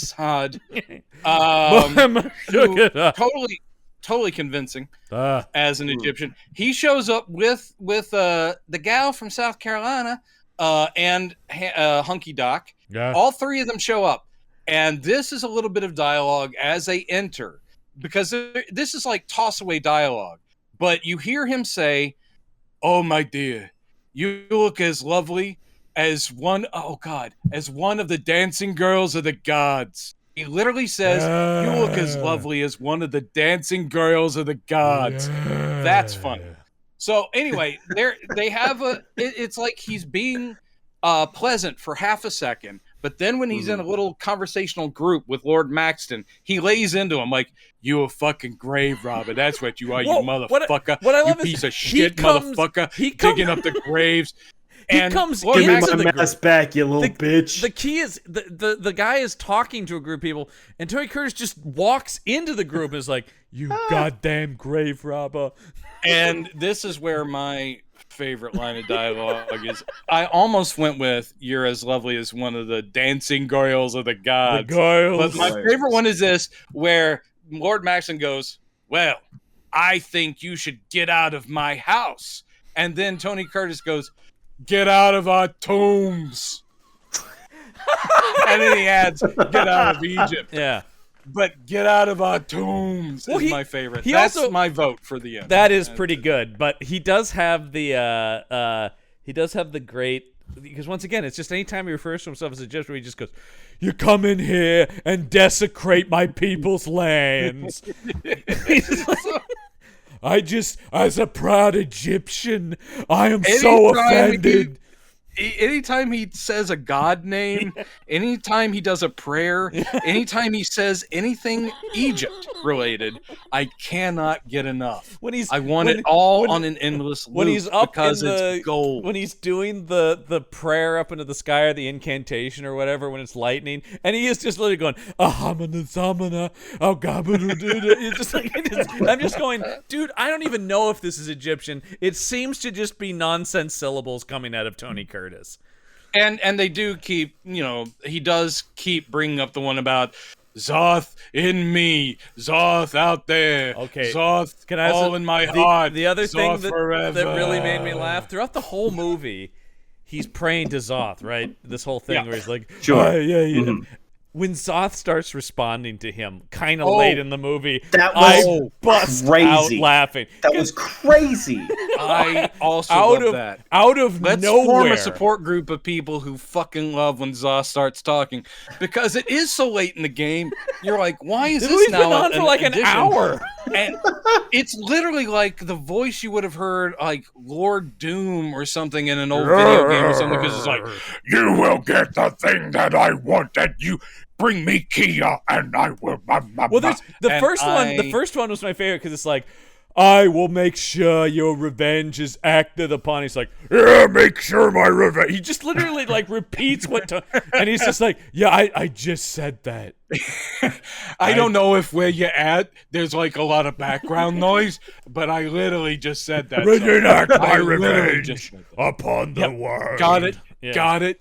Yeah, revenge. Is there Zoth, excuse me, I'm going through a tunnel. I swear, I'm really going through a tunnel. Now here's one thing that one of the reviews on IMDb, which I read through, there's a few stupid positive ones that made no sense. Yeah, there are a few stupid positive ones, and I don't know what they're on. But one of them gave it a halfway, not a positive review, but he said, "I'll give it credit for this." Yeah. And if I had to give this credit for anything, I agree.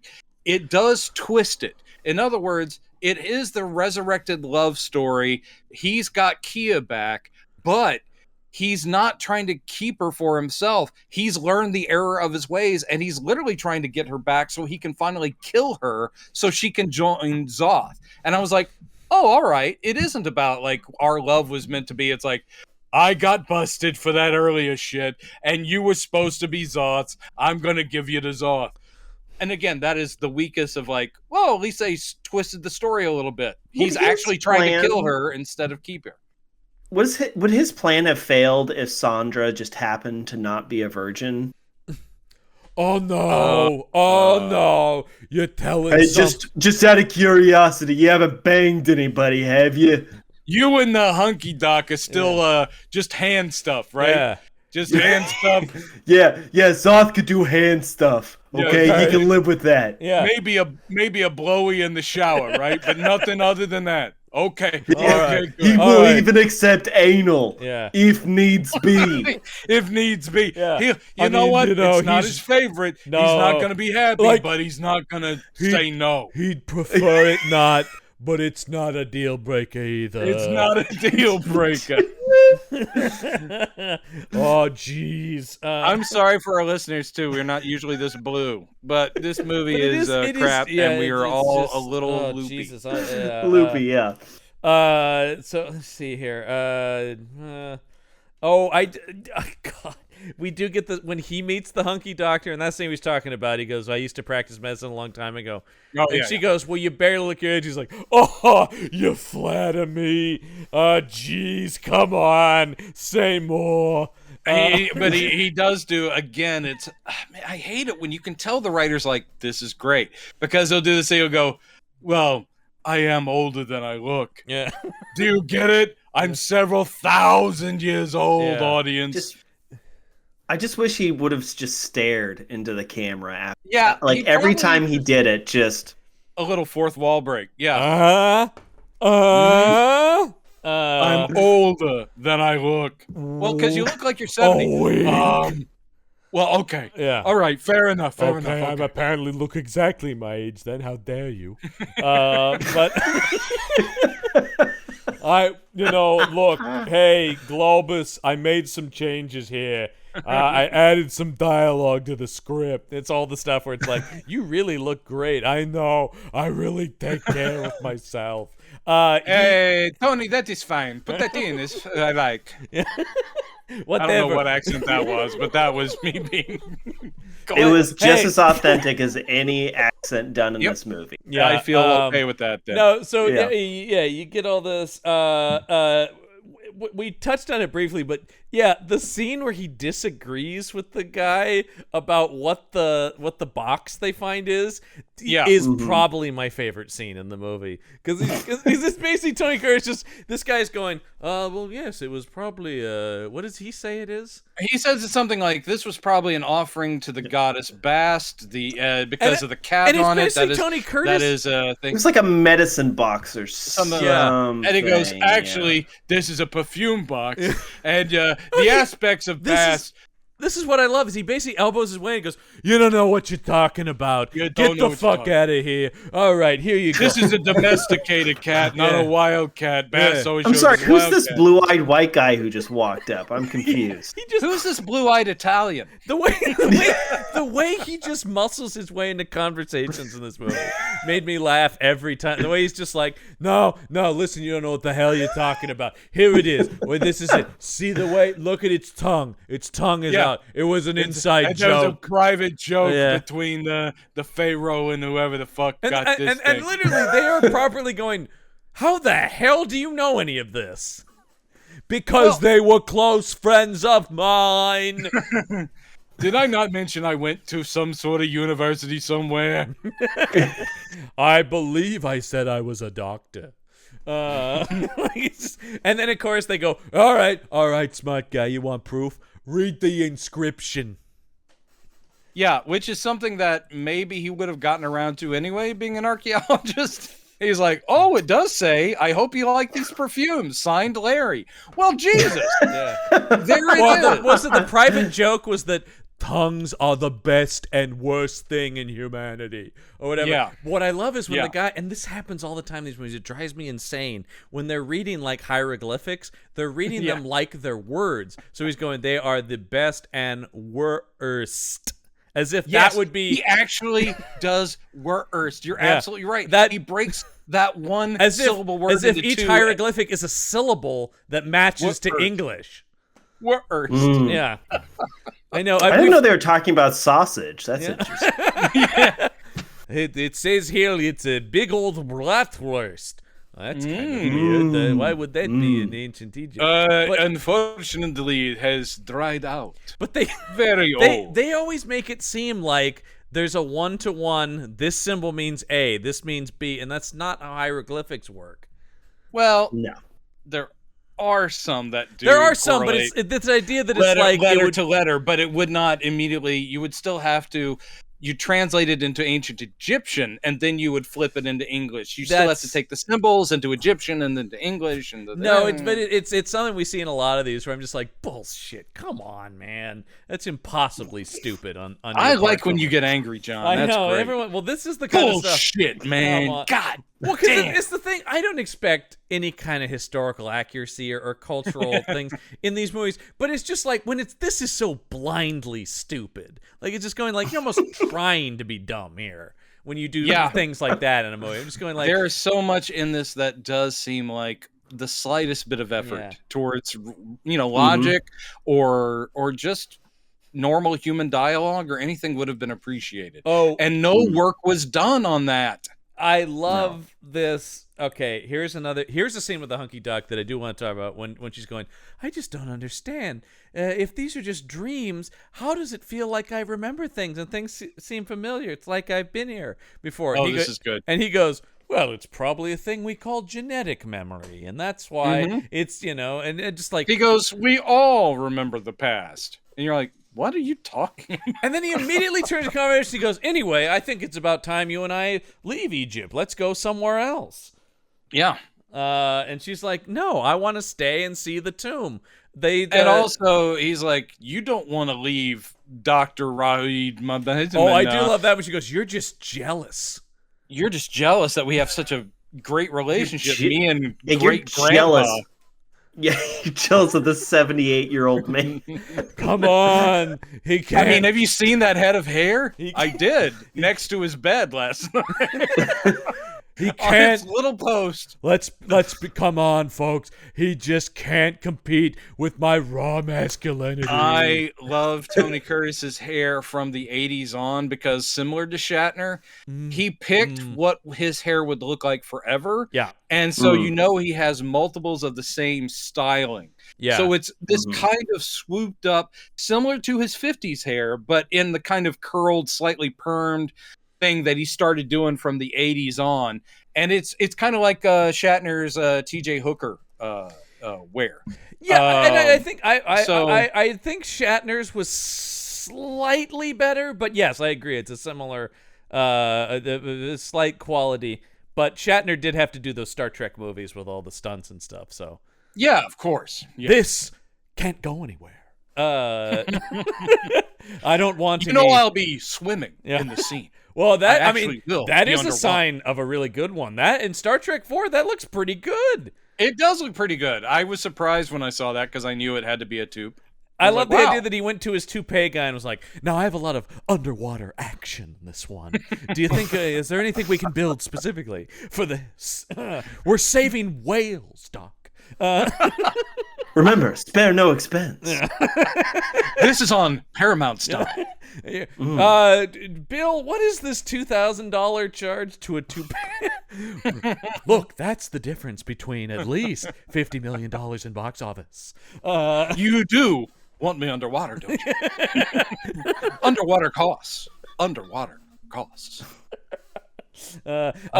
We've gone far afield. Yeah. So far from and what's in this movie. Let's get rid of it. I love Tony Curtis telling just the stars that he goes, it's great, the plan is in motion. He's just being a nice guy going, it's all coming together beautifully.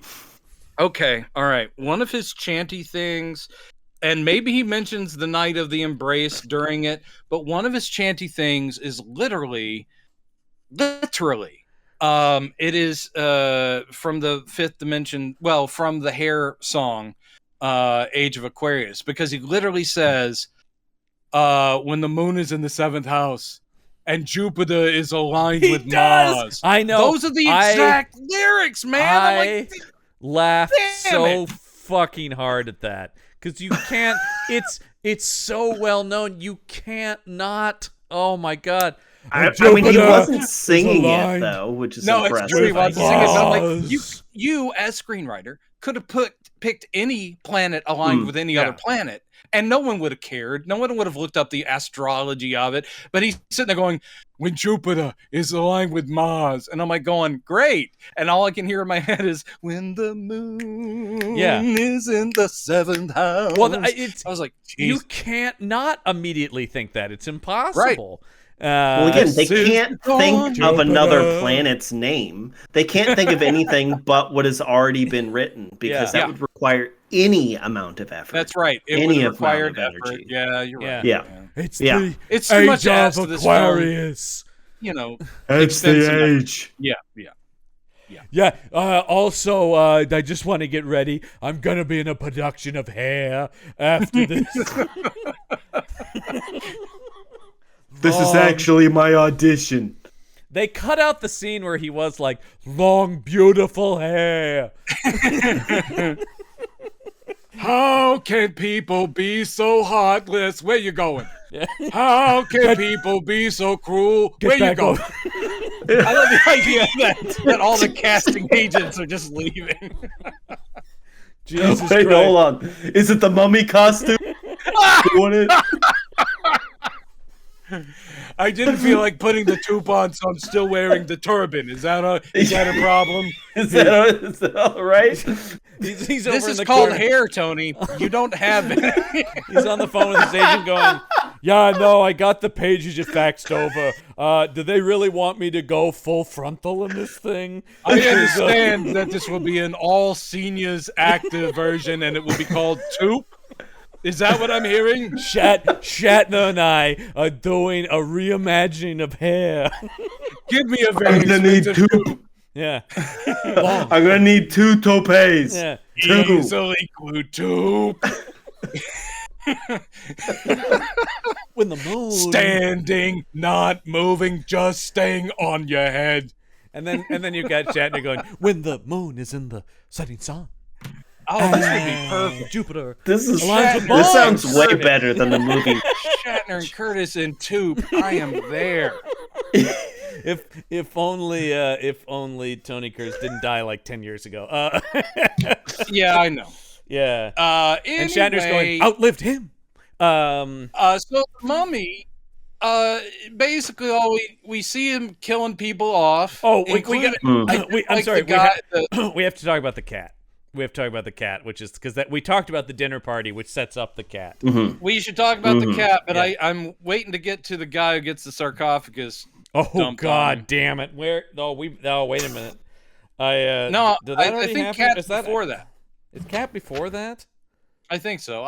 It's not. Who can tell? Honestly, it's really. It's before that because he takes out the people in such a weird order. So this is the bald guy who's doing some like rubbings and stuff on the tomb, and Tony Curtis's mind power acting really got me. The way he's just like, look up at the thing, look down at the guy, up at the thing, down at the guy. It's also just really bad editing and filmmaking. Like, I think once would have gotten the point across, but they're like, he's looking up, he's looking down, he's looking up, he's looking down.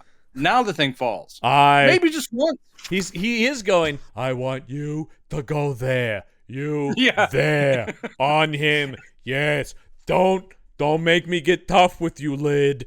You're gonna do it. Now fall already. And again, I don't understand why, like, when he's around and people die, he literally does say out loud, grave robber.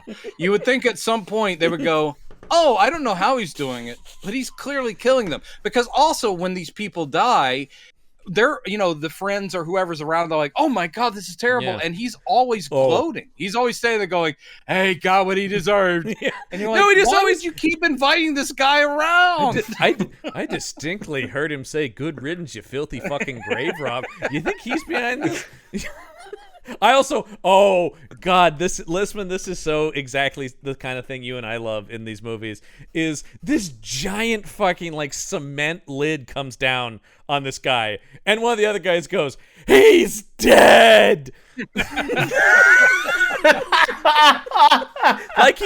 What did he check his pulse? I like this idea. No, he's dead. Yeah, he's been squished, man. Like, and the again, for a movie that really isn't giving us anything as far as horror. I mean, at least there's a squish and there's some blood here. It's not great effects, but I'm like, oh, thank God, instead of someone just, I don't know, dying of a snake bite, at least we got a little bit of squishing.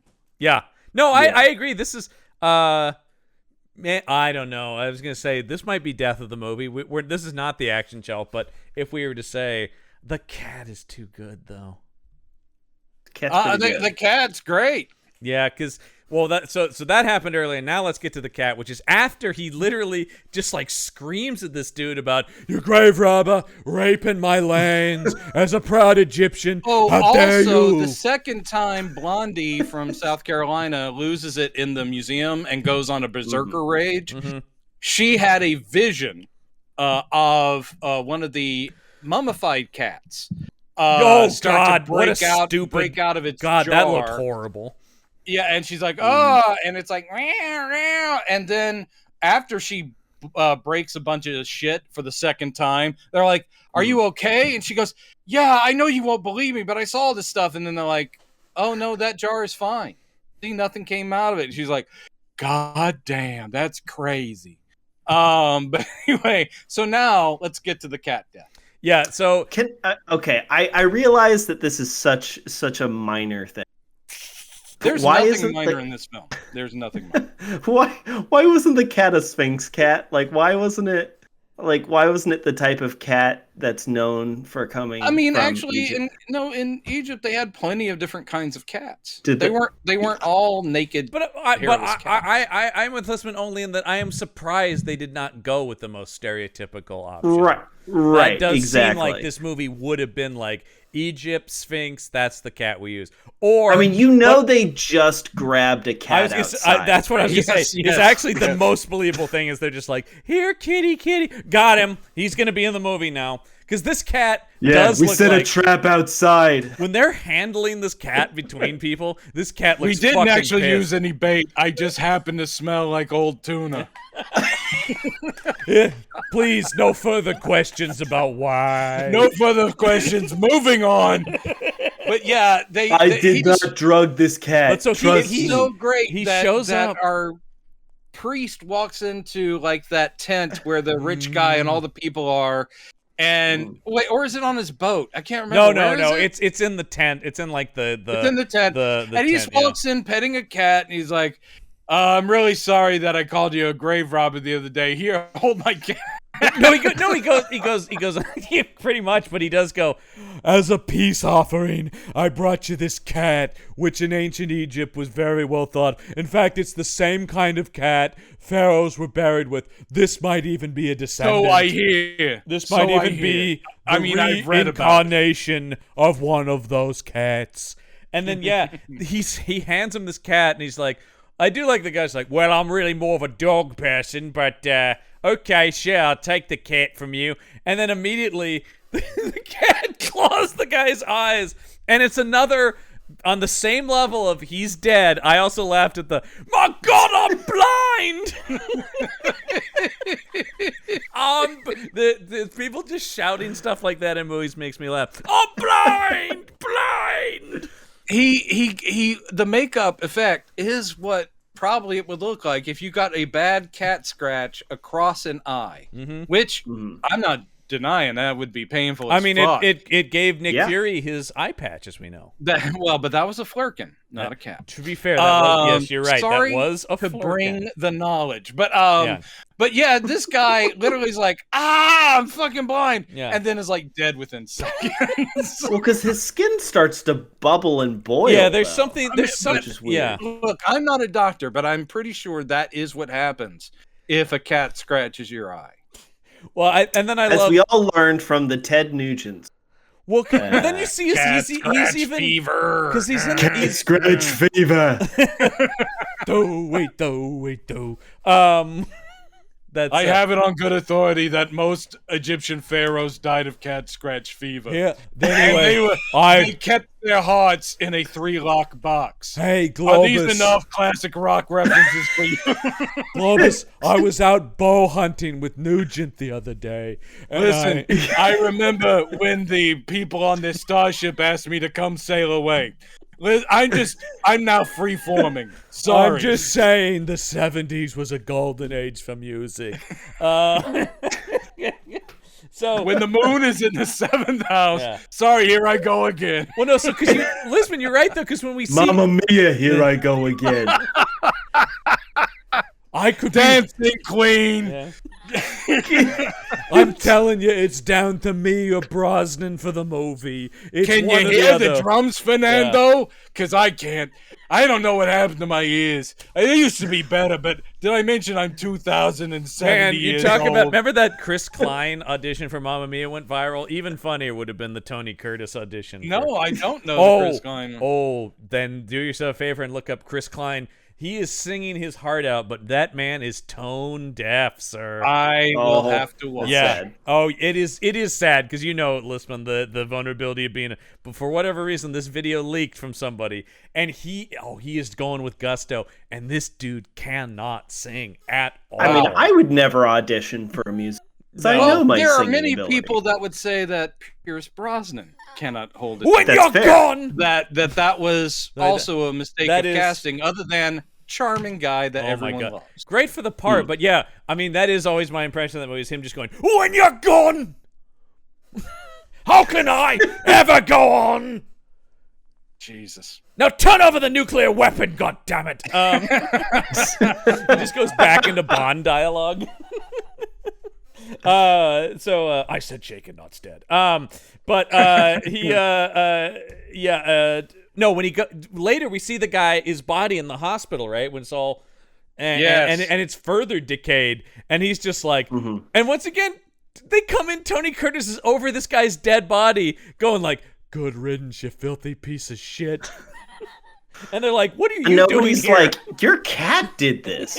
Like, what? Well, no one why are you here? No one seems to connect him to anything hinky going on. And I still don't understand from the get-go why he has full access to anybody, anytime, anywhere, seeing as how no one knows who the fuck he is. He's somehow alone with the guy's body here in the hospital. Like, it's like if I just started walking into the best restaurants in town going, I am King Brendan the First. Yeah. And they were King like, of where? And then you call the patrons a filthy gray bra.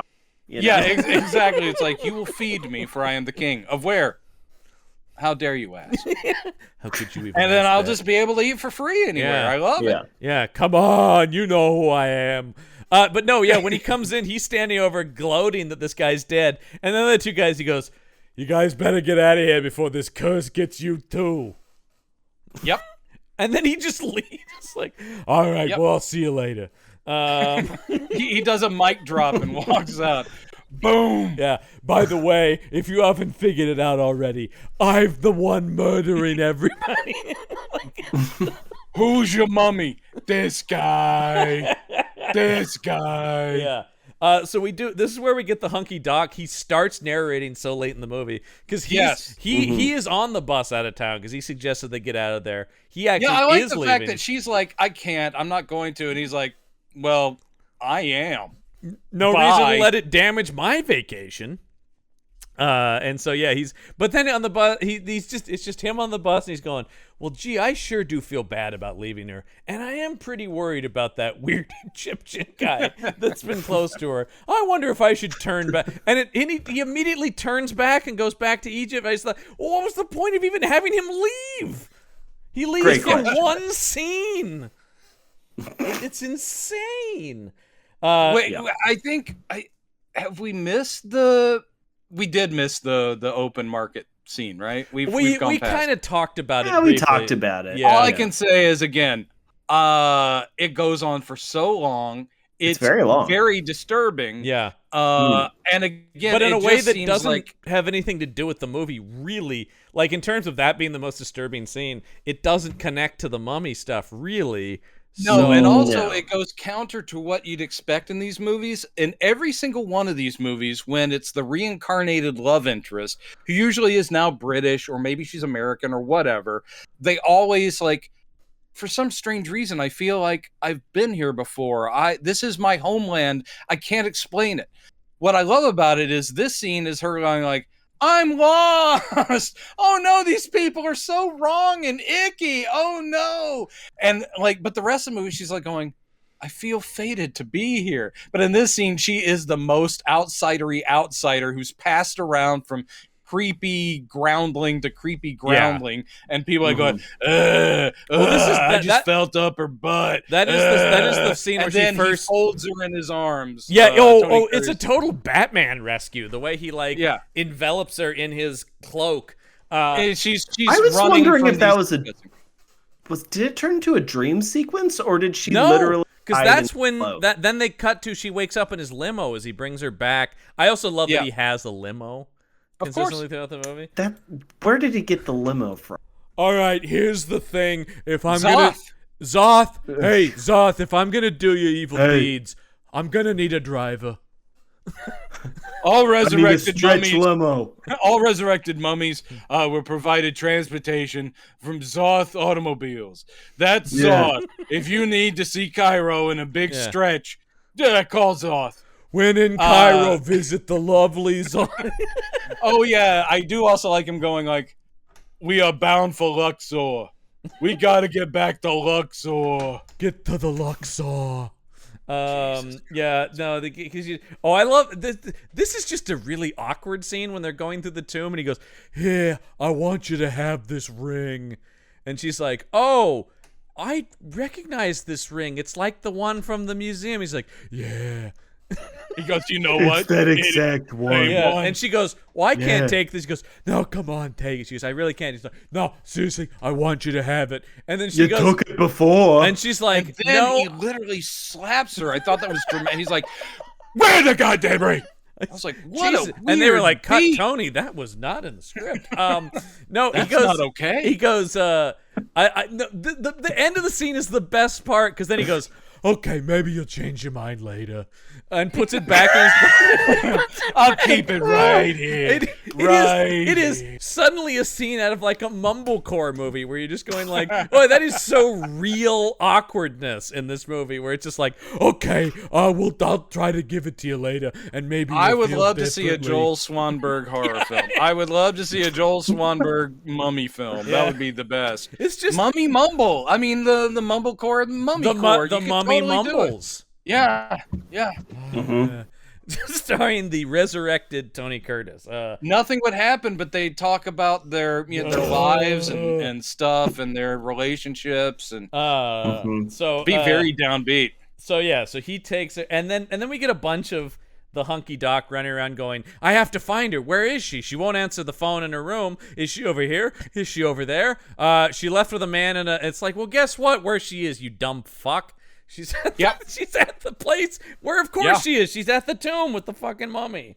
Yeah. Again, and if you need to find the tomb, it's literally 10 feet away from that tent that you've already been to. It's literally right there. He goes, "Great news. I have absolutely calculated the exact time of the embrace, so we can be there at the exact moment. I've done all the." By the way, where's that scene where he's? Does this mean anything to her? The night of the embrace. He had told her because earlier he was reading her the story of the lost love and the night that they're rejoined. So yeah, and he's kind of like, I remember ignoring that scene. Yeah, okay. Yeah, he was reading her bedtime story, right? Because he's going, Isn't they look as comfortable together as Roger Moore and what's her name in the last of his Bond movies? Tanya Roberts. There you go. In A View to a Kill, yeah. I don't know, man. I thought that was crackling heat between those two in that movie, but to each their own. I do think the heat crackled. That's probably true, yeah. Well, that was kind of the reason. There's the great quote when he talks about, he goes, "The second I realized I was older than the fathers of the women playing the Bond girls, I said maybe it's time to walk away." Well done, sir. Then I made two more and called it a day.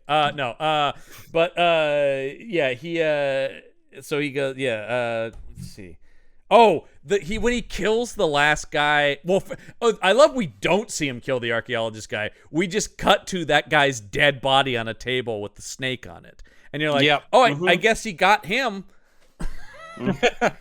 We didn't have the money. Did we ever get that guy's name? I don't remember anyone. I mean, all of the people that get killed off, with the exception of Lord Maxton. Yeah, I have jack all memory of what they were even supposed Lord to be. Maxton, I had forgotten until you said it, because I was just like, rich guy, baldy, archaeologist, and the well, other I mean, one. I have the IMDb open here. I'm like, oh right, there's that guy. Oh, there's that dude. But yeah, I can only remember the rich guy. But so that guy's just dead, and it is like, we ran out of money to show it, but I killed him too. That's exactly it. We ran out of fucking money. But why does he save the worst for this last guy who's just kind of random? He's mummifying this guy and going, "You're gonna love this. I'm gonna kill you with all the mummy tools, pal." Yeah, it is strange that this is the guy who gets Shouldn't this that be treatment. Lord Maxton? And not Lord Maxton. Yeah. That's exactly and this guy gets that. And then he also, this is the only place where Tony Curtis looks like he's having a little bit of fun, because here he is literally doing cackling supervillain stuff. He's like, oh, and then don't forget this little implement. Yeah. This goes right up your nose, and it grabs your brain and pulls it out. You're gonna love that. God, it's gonna be awesome. I hope Tim Burton sees this, because if Nicholson can be the Joker, maybe I could be somebody. Come on. I could be Black Mask. Do you need a Maxi Zeus? A Maxi Zeus. Yeah. Good choice. That's kind of who I think. Yeah, he goes, look, this already proves I can do the Egyptian thing. Yeah. It's not a big jump from Egypt to Rome. Come on. And I'm Italian. Yeah, that actually, if anything, that casting would make more sense. More sense than this nonsense. Get me out of here. Tim Burton probably did see this movie, because I imagine Tim Burton saw every monster movie that came out. Yep. But, so he really gives it to this guy, and I did just think, Jesus, this guy was in my notes. Literally, I called him the other guy. He was just the one who was there. The cat scratch seemed like kind of the least of it.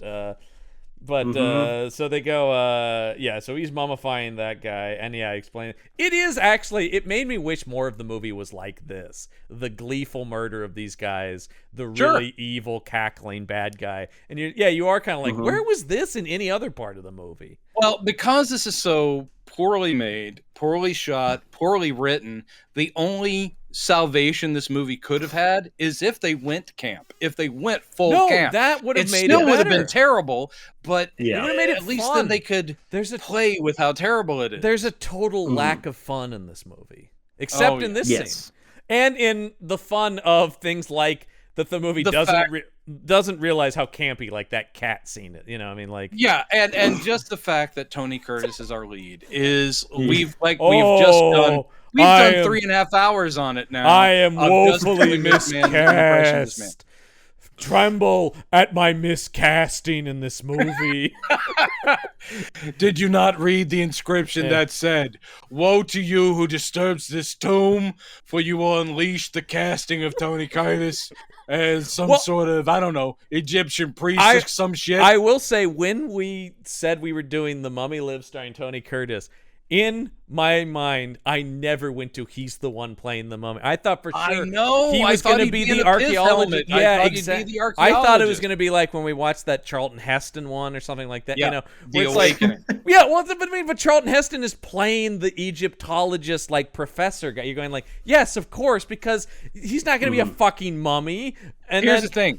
The Awakening was really boring, but I'd rather be watching that. Well, because it's a real movie. It was an actual movie made by like a studio with some money. No, it's super boring. It takes itself way too seriously. This is Global Pictures. This is one of the two companies that spun out of canon. Yeah, because that is the thing. It is missing that sense of fun that is in canon films. Yeah, that's true. Yeah, so I like it. So she comes to Tony Curtis and she goes, "Man, this wine tastes familiar." He goes, "Oh yeah, you've had it before. Because, you know, in the past." You know those dreams you've been having? You're reincarnated, and we did it. Yeah. I mean, like, we did that shit back in the day. But now you're going to be with Zorth forever, somewhere up in fucking heaven or some kind of crap. Over there next to Pisces in the sky. So she falls unconscious. I'd love Tony Curtis. As did the audience. Thank you. Good night, ladies and gentlemen. Thank you. I do love Tony Curtis just carting her around here down into the tomb. Like he's just got her over his shoulder, like, oh, jeez. What I love about this movie being mostly or all ADR is that since there's no on-set sound mix, you do not hear him wheezing. Jesus Christ! Oh God!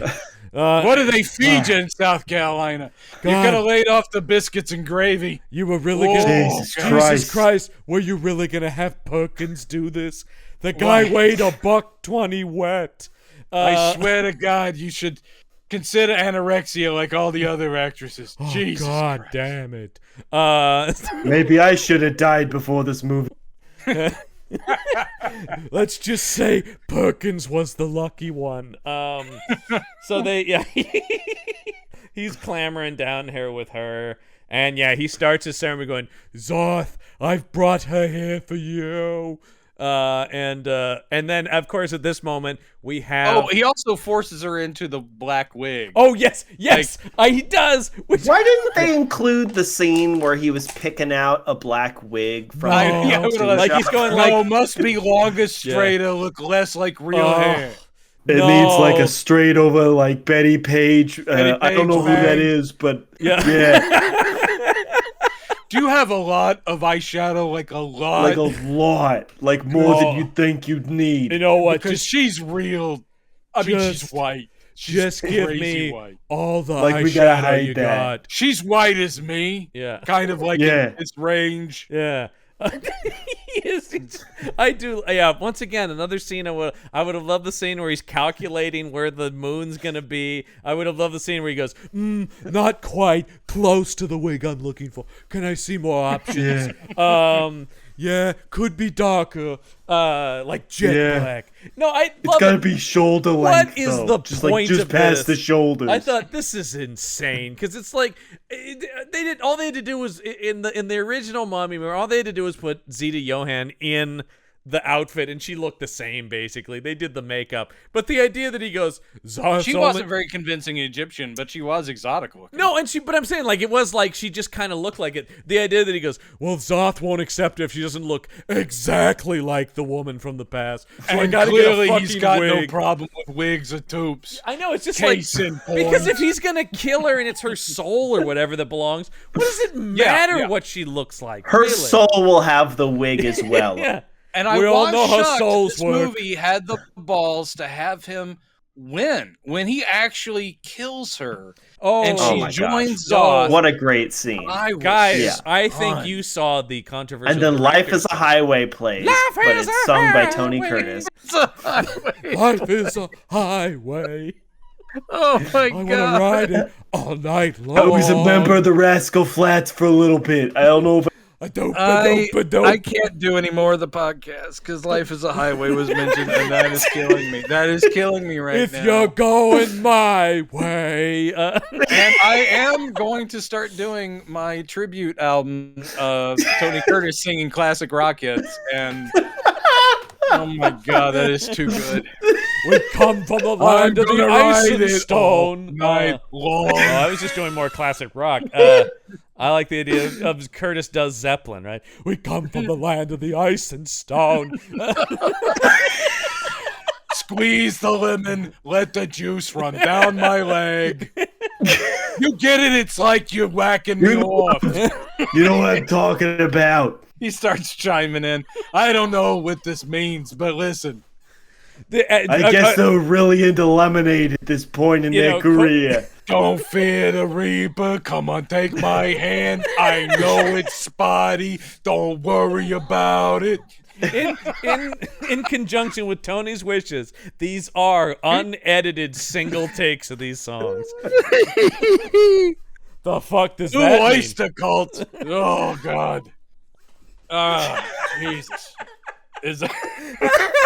Oh God, I'm sorry, I'm crying. This is the way these episodes have where a movie's so bad. It's this podcast about anything but. When the movie's this bad, and I will admit that I'm a little exhausted and tired. So it is just, I'm loopy. Let's just land on the destruction of this mummy, because he does go out. We're there. Yeah, we are. I mean, it's so Hunky Doc and military commander guys show up here to stop all of this. But they're stymied by styrofoam rocks. Like, we can't get through. Oh no! They almost they say in a way it's like, oh, he was prepared for this. And look, he's walled up the thing, or it's all walled up. We can't get in there. But of course they end up because it just I love that it just has to be another guy comes rolling in here out of nowhere, and he steps on the floor, which breaks open, so they go in through this underground tunnel. But I also love these guys don't actually do anything, because it's the woman that kills.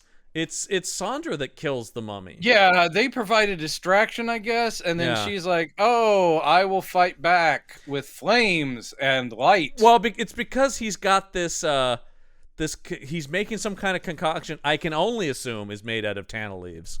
He never says it, but I'm assuming. Yeah, Lissman, that is the mummy juice of the classic Universal monster movies. You always had to boil tannel leaves to make the. Also, we need to point out that there's no such thing as tannel leaves. No, it was a made up thing in the Universal monster movies, where they would be like, once we boil these and we pour it down his throat, then the mummy. I believe that they're mentioned in Brendan Fraser's mummy, aren't they? Oh, they might be. I mean, Brendan Fraser's mummy is specifically based on the Universal mummy movie, and it's leaning into it. Yeah, it just turns it into something different and a lot of fun. Yeah.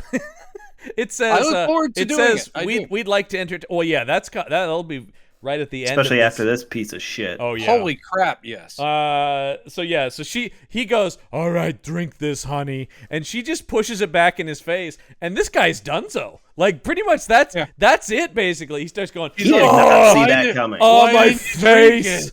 Wait, hold on. Jeez. I mean, because I don't know what the concoction is, but he's acting like he's had acid splashed in his face. He's pulling a Harvey Dent. Oh, my beautiful face. Do you need someone to play Two-Face, Burton? Oh, my face.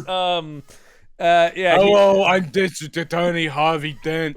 I mean, champion of Gotham City. Much like look at my lucky coin; it has two faces on it. Much like the classic comics, I'm 40 years older than Bruce Wayne. So he's so he's running, and then it's just basically clumsiness on his own here that he ends up stumbling around. He gets lit on fire. Oh jeez. This is a good flaming stuntman effect. I actually thought they stay on it long enough. You know looks what? Pretty good. Globus knows from flaming stuntman. If there's one thing that you do carry from canon, it's how to do is. This is the only scene that's like, there's a little bit of the canon flavor. Because then what is that? That canon flavor. Because then on top, like he's already burned to death, and of course we then have to start shooting him, which I do love. They start gunning him down too. And he's a mummy. You never know. And isn't also certain points through this, we are also hearing Zoth going, no. He is like, oh, you have failed me. No. Or whatever. Some bullshit. I wanted a piece of that. God damn it. Now I got to wait another 3,000 years.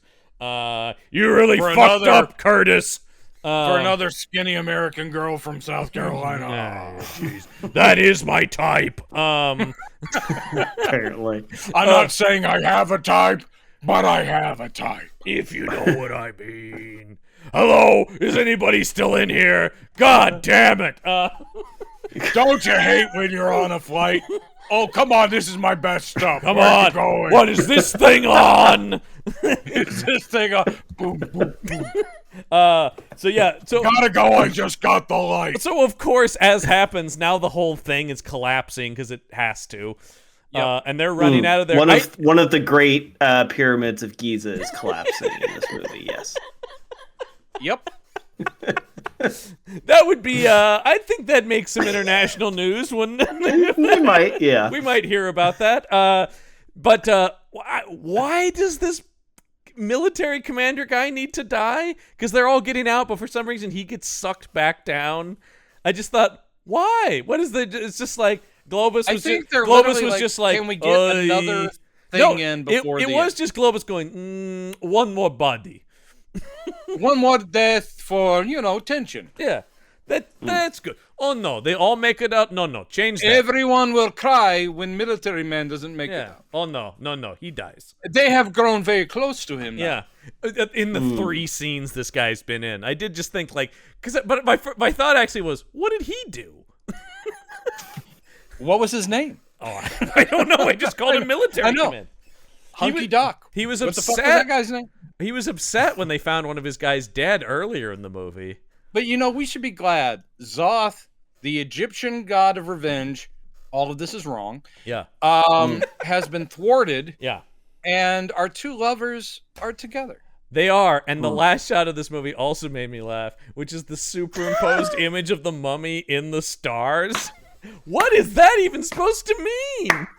I don't know. And then you see the 2 stars come together, because that, I guess, was the night of the embrace. And I'm like, wait, that would imply that this all worked. What? Why? I think the night of the embrace happens no matter what, right? Oh, okay. So the 2 stars are going to do regardless. It's when they're in alignment is when they're supposed to do this. What they said. And I do love that alignment. Apparently, I mean, these are cosmic bodies, but I do love on the night of the embrace, they go zip. Because most stars, they're not suns. They're not go zip. Yeah, they haven't been moving together. They're on way opposite sides of the sky and then go whoop. Yeah, you would assume that this would have been centuries in the making, and they probably would have already looked like they were combined at this point, and then it would have been maybe without the Hubble telescope, you wouldn't be able to realize that luckily it's a binary star system. Yeah, thank goodness. With the they naked traveled eye. literal hundreds of millions of light years to conjoin. Yeah. They'll do that for Zoth. Dude, it is something to see. Will. That is something to see when that happens. We opened with a cheesy starfield. We end with a cheesy starfield, and I felt like and the a movie mummy had, on top of it. Yes, had come full circle. I felt like I had a feast. I had been given a gift. Yeah, it was a feast. It was a disgusting. It was a feast. Rancid. Shit. Yeah. On paper plates, but it was a feast. It was a feast. The table was full. The table was very full. But the portions, they were so big, that's what really matters. I felt glad it was over and I didn't have to watch it. Jesus Christ. Yeah, it's Jesus. I would say we've probably seen, 10 mummy movies? Yeah, Close maybe. to. Yeah, probably more than 10, but yeah, around 10. This is... No, it's not. I don't think it's worse than Dawn of the Mummy. I really don't. They are walking hand in hand. They're both pretty bad. They're both pretty bad, hand. But honestly, it is Tony Curtis, even as hysterically miscast as he is, that makes this one better, because there was literally no one interesting in that Dawn of the Mummy. Yeah. That we didn't know a single actor. They were all horrible. Everybody's horrible here. Tony Curtis is horrible here, but at least he is the thing that will keep you watching to go, I can't believe it. At least we got to get 3.5 hours of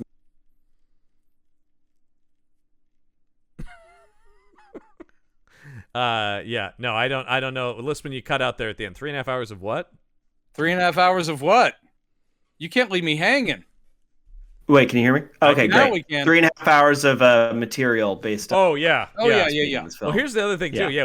This is it's a longer episode than it has any business being. By the way, do I even need to ask? Do we recommend people watch this one? No. Steer God, no. clear. For the love of God. By the way, I did look. This will serve no one, even if you're a huge fan of the mummy genre. Yeah. No, this is horrible. No, it delivers on nothing. It fails on almost every level. I will say I did look up the writer Nelson Gidding and the director Jerry O'Hara, and this is the last thing either one of them did. The writer is the sad one for me, because he actually did do some pretty great stuff early. This ended both of their careers. He wrote the script of The Haunting, which is the original Haunting the original The Haunting, which is one of the great paranormal films of all time and a great adaptation of the source material. But I mean, again, that was early 60s. This guy by this point is not. Jesus, he wrote an episode of the Casablanca TV show. I was just about to say, it's he wrote Casablanca. No. The TV Brendan, show. He wrote Andromeda Strain. He wrote The Haunting. He wrote 5 episodes of the Casablanca TV show. No, you're looking at the 1950s Casablanca TV show, which he did. Oh, God. But he also wrote an episode of the 1983 Casablanca TV. Jesus Christ. This guy wrote for 2 different TV versions of Casablanca? Yes, both misguided in their own ways. Yeah. Jesus Christ. But he at least knocked it out of the park for a couple of movies. Oh, Andromeda Strain is great. The Haunting is great. Odds Against Tomorrow I always liked. He wrote Beyond the Poseidon Adventure. Yeah. Oh, God. Whoa. The Morning After. This is amazing. He wrote... Well, because there's got to be one, Brendan. There has to be, yeah. He wrote one episode of Banyan, a show my father still talks about to this day, as if it was the greatest thing that ever aired on television. So, well, you don't have that box set? It's not released. Believe me, my dad checks all the time. It's not available anywhere. So it allows my dad to continue talking about it in this way that has now been built up in my mind as he just goes, oh, that was something, man. That show. God, Banyan was amazing. And you'll end up getting it someday and be like, I can't tell Dad. I can't tell Dad. Well, I don't think it's bad, but I'm sure it plays like any other 70s. I mean, I like Robert Forster. Who doesn't like Robert Forster? I want to meet that guy. The man was amazing. Lissman, I legitimately mean thank you for coming on this, because Jesus Christ, this is some next level garbage. Really, this is pretty bad. I don't know if we've maybe seen worse on the action shelf, but not that often do we see something this bad. This is bad. Few and far between. This would be one of the worst things, even on that show, which once again is mostly filled with utter junk. Yes. So, which is what we consider changing it to, the action shelf, the podcast about utter junk. But and Brendan, we're gonna have you on soon, so don't worry, you'll get to see that. But in the meantime, let's talk about what we're going to watch next week. Please. It's another one where I'm sure it won't be good, but it will look better in comparison to this. We were talking about colon movies, I think off mic. Next week we were watching Bloodstone, Subspecies 2. We are returning to Subspecies. All right. Yes, that's right. The much spoken of, I'm not going to say beloved, Subspecies franchise. Again, my Shudder membership will probably pay off, because I think that they're all I believe they are all on Shudder. I was also looking at that. So if you have the streaming service Shudder, I think they did somewhat recently put all the Subspecies. I will say the first one was awful, but that was one that was campy in a fun way. They are campy. Yes, they are fun. I don't like the Subspecies movies, but I can talk. I don't like any Charles Band productions. No. Really, they're all terrible. But again, if we get more weird stop motion, the Subspecies themselves, I assume they'll be in it because it has their name. I should hope so. Looking forward to it. Yeah. So that's next week on the show. But that is going to do it for this week's episode of Campbell and Jones Meet the Monsters. I'm John Campbell. I'm Brendan Jones. And remember, there are such things as monsters. I am the protector of the dead.